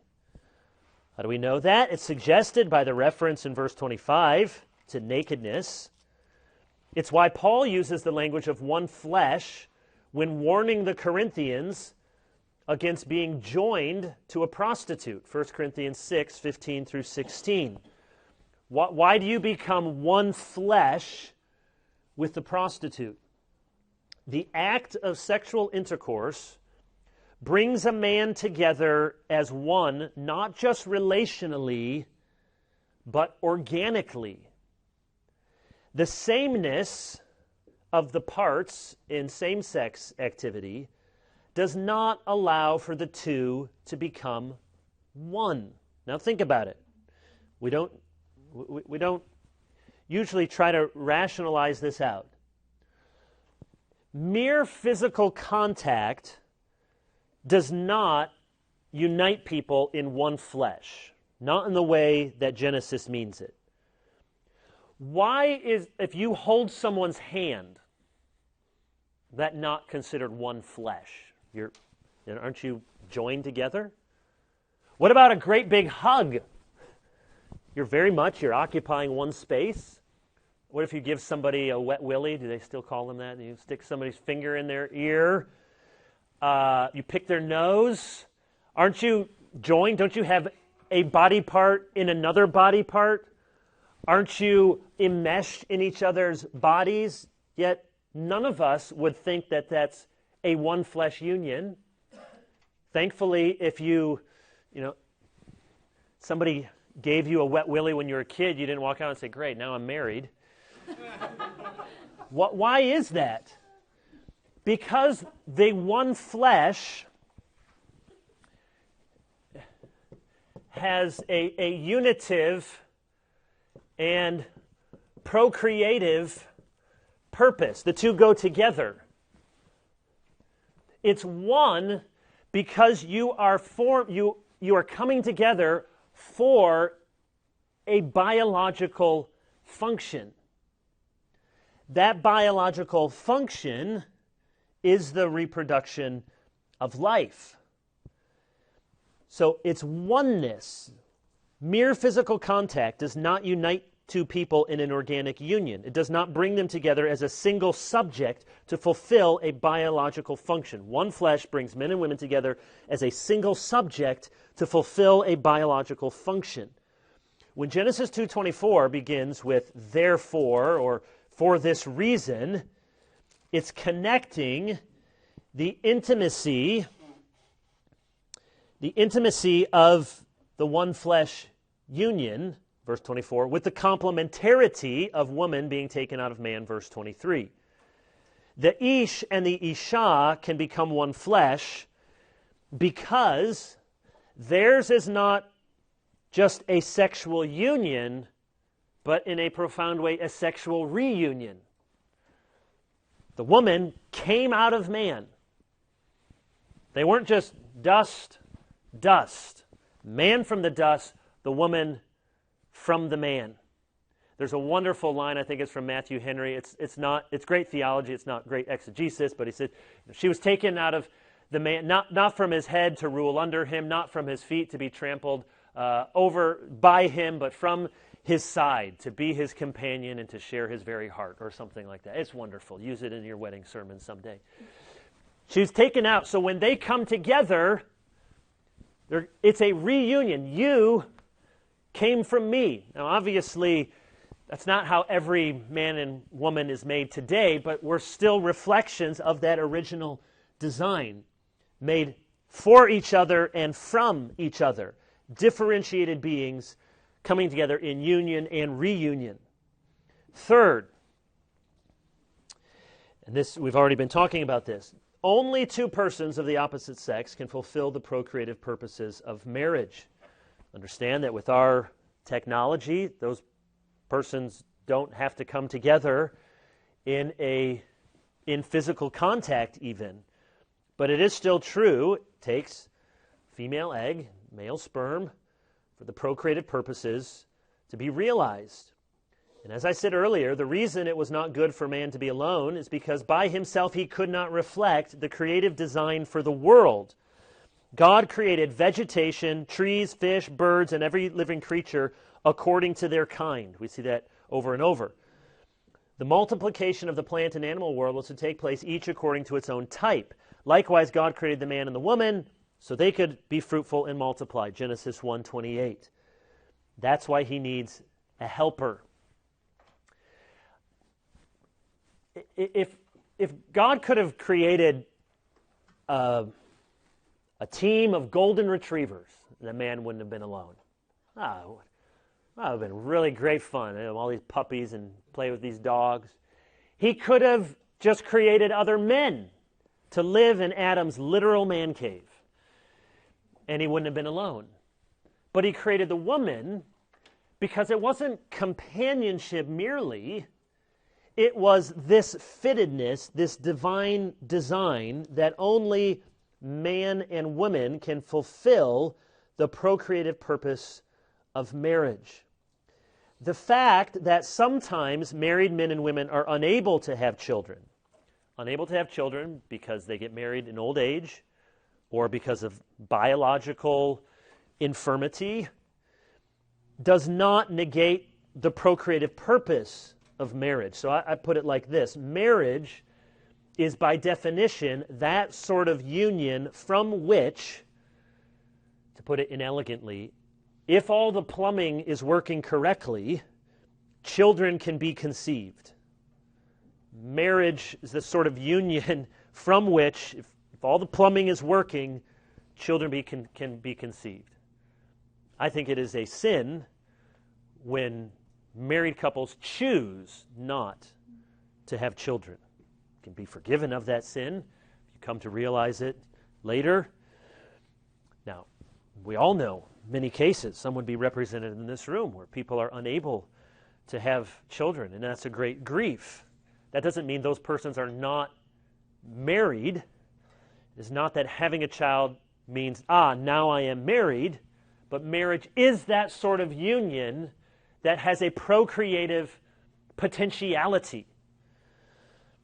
We know that it does not have such potentiality with men or women with women, which is why, though our culture may say that's marriage, I will, though it's likely not to succeed, I want to stand my ground and say what the government has sanctioned and defined as marriage.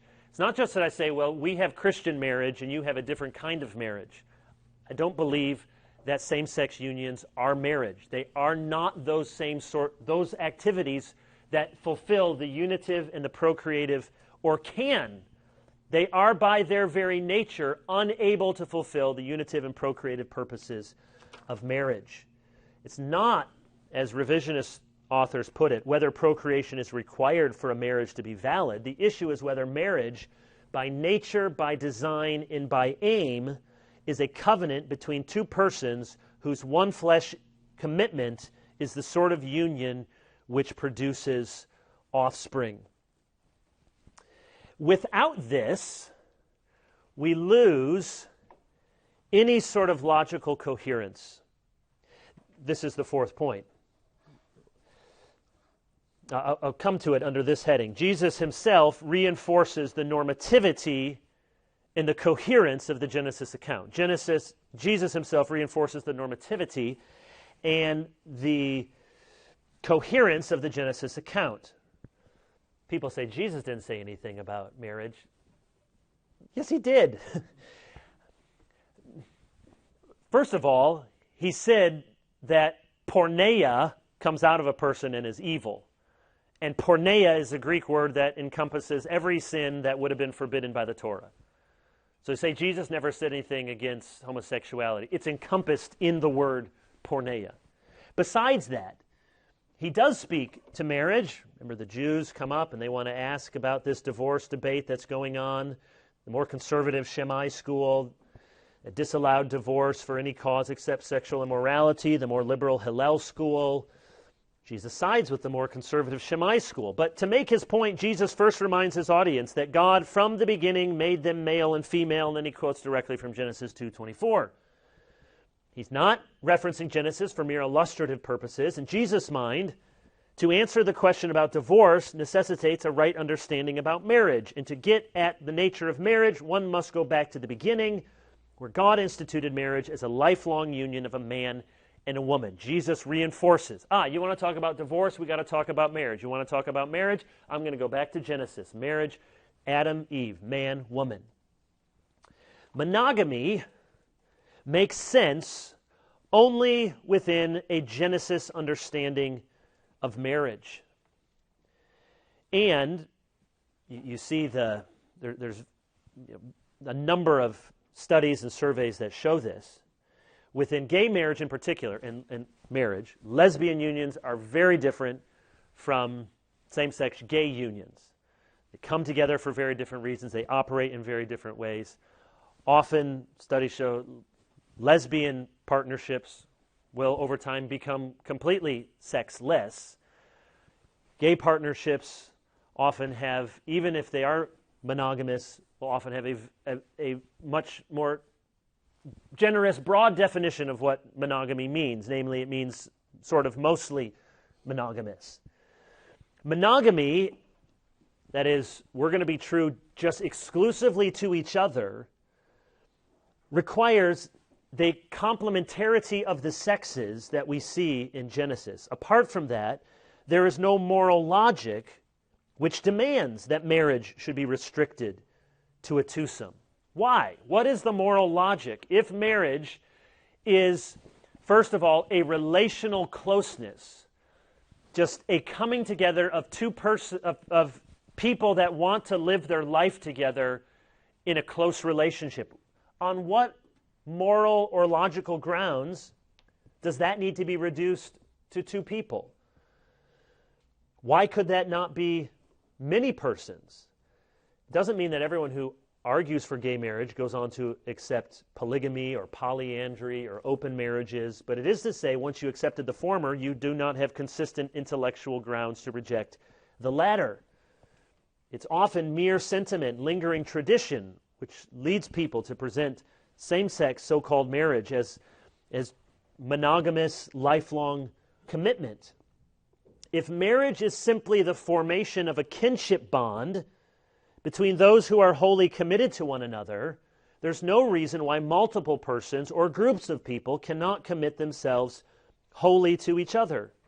It's only because marriage has this unitive and procreative purpose, this one flesh union, that monogamy makes logical and moral sense, because it is not just a union but a reunion of the differentiated sexes, that God made the woman from the man and for the man, because they're divinely designed complements, that we have monogamy. Otherwise, what purpose is there even? Why does marriage even require sexual activity? If it's simply, we just take that for granted. But why does it require? It requires that because in order to be one flesh, you come together in this biological union from which children can and normally are produced. But if men and women are not divinely designed each for each other complements, why does marriage have to have any sexual activity at all? If it's just free relational choices with people that you want to have special relationships with,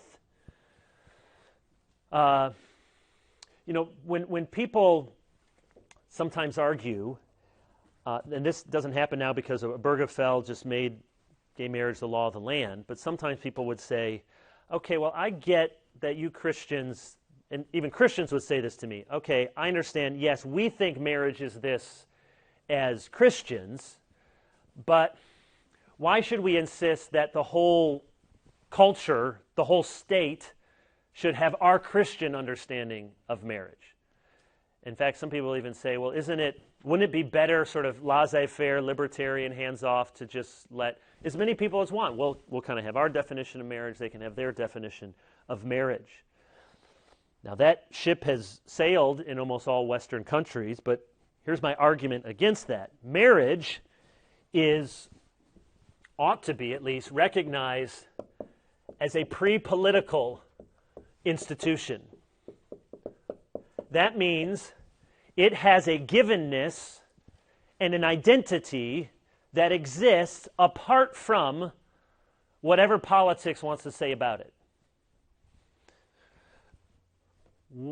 If you know the Declaration of Independence does not give to Americans their rights. What it does is it says, we recognize you already have these rights given by God, and therefore the government should protect them and not intrude upon them. It's a givenness. So quite apart from thinking, well, shouldn't we just get our hands off of it and just let we shouldn't be, it's sort of lesser government. It's actually a tremendous power grab to cede to the state.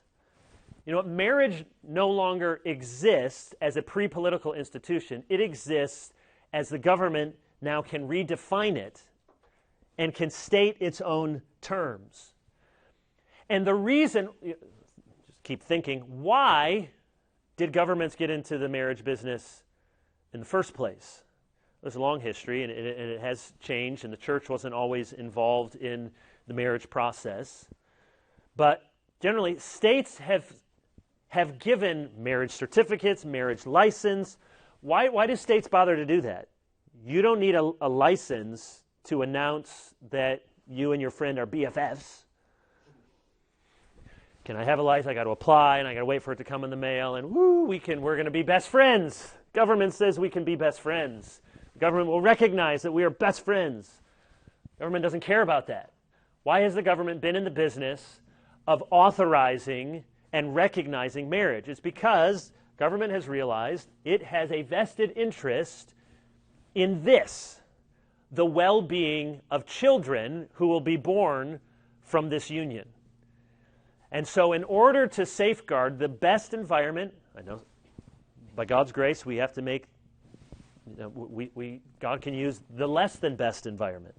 But the best environment, there are reams of social science to tell us this, the best environment for children to be born and to be reared and to be raised is in a home with a mom and a dad married who raise their own biological children. The state has recognized we have a vested interest in this, so we are going to authorize this kind of relationship, and until no-fault divorce laws, we're going to make it difficult for that sort of relationship to be undone. All with an understanding, whether they realize it or not, with a basic framework of this sort of Genesis account of marriage. Fifth, and we'll have to end here, and then we'll come back next week with some summary points. Fifth, the cover-to-cover significance of marriage as a divine symbol in the Bible works only if the marital couple is a complementary pair. Say it again. The cover-to-cover significance of marriage as a divine symbol in the Bible only works if the marital couple is a complementary pair. I don't mean it only works if you're complementarians, but if it's a complementary pair. People sometimes say, well, the Bible, hardly ever, this is not a big concern.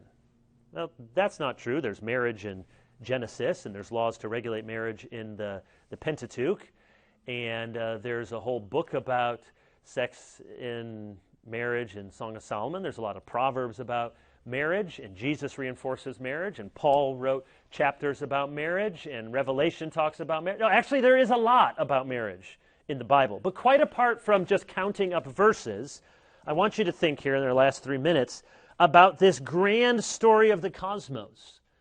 In the beginning, God created the heavens and the earth. Have you noticed before, the created order is filled with couples. Very first verse, heavens and earth. A cosmic couple. And within this pairing, we find other couples. The sun and the moon. Greater light to rule the day, lesser light to rule the night. Morning and evening. Day and night. Sea and dry land. Plants and animals. See the refrain in Genesis? Couples, couples, couples. This is hard if you're saying, I want to be a couple. Okay, but it's just there cosmically. And then at the apex of creation, the couple that's going to point to the design of the whole cosmos is man and woman. In every one of these pairings, each part belongs with the other, but neither part is interchangeable. Heaven and earth were created to be together, and yet they're not the same thing. Day and night go together. They're not the same thing. So man and woman created to go together, but they're not interchangeable. You can't have sun and sun, moon and moon, day and day. You have day and night. You have man and woman. Two differentiated entities uniquely fitted one for the other. And this makes sense of Ephesians 5. It's a picture of God's design, and go all the way to the end of Revelation. So you can tell the story of the Bible as a story of marriage. You meet the couple in the very first verse. God created the heavens and the earth. And what is the climax of the whole story in Revelation? It's the coming together of the heavens down to earth. And it's the joining together of the heavenly world, Christ, and his earthly bride, the church. So it's no coincidence. I don't have time to spell this out. Revelation 18 is about Babylon. Babylon is the anti-church. She's the whore. She's the prostitute.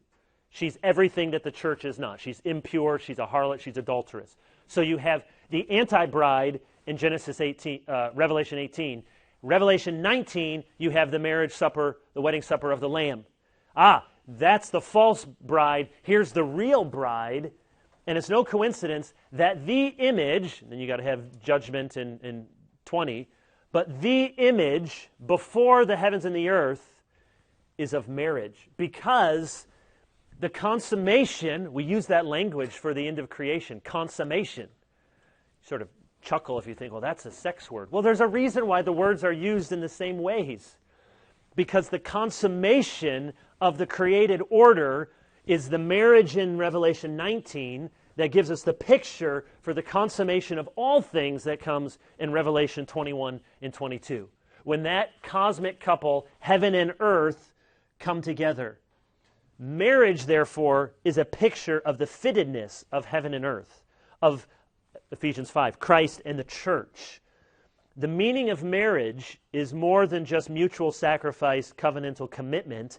Marriage, by its very nature, requires complementarity. Christ and the church, that image doesn't work if you have man and man, woman and woman.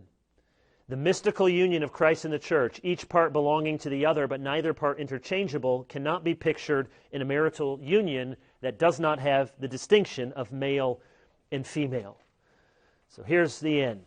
If God wanted us to conclude that men and women were interchangeable in the marriage relationship, He not only gave us the wrong creation narrative, He gave us the wrong meta-narrative, the whole story of the Bible.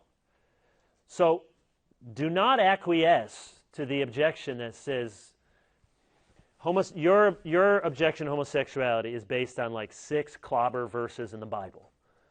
And then the people go through and just say, you got 6 verses, and well, Sodom and Gomorrah was really about just lack of hospitality, and then Leviticus 18 and 20, well, we really don't follow Leviticus anymore. And then Paul was really talking about a bad kind of homosexuality, and then arsenokoites in 1 Corinthians 6 and 1 Timothy 1, those words don't really mean what we think they mean.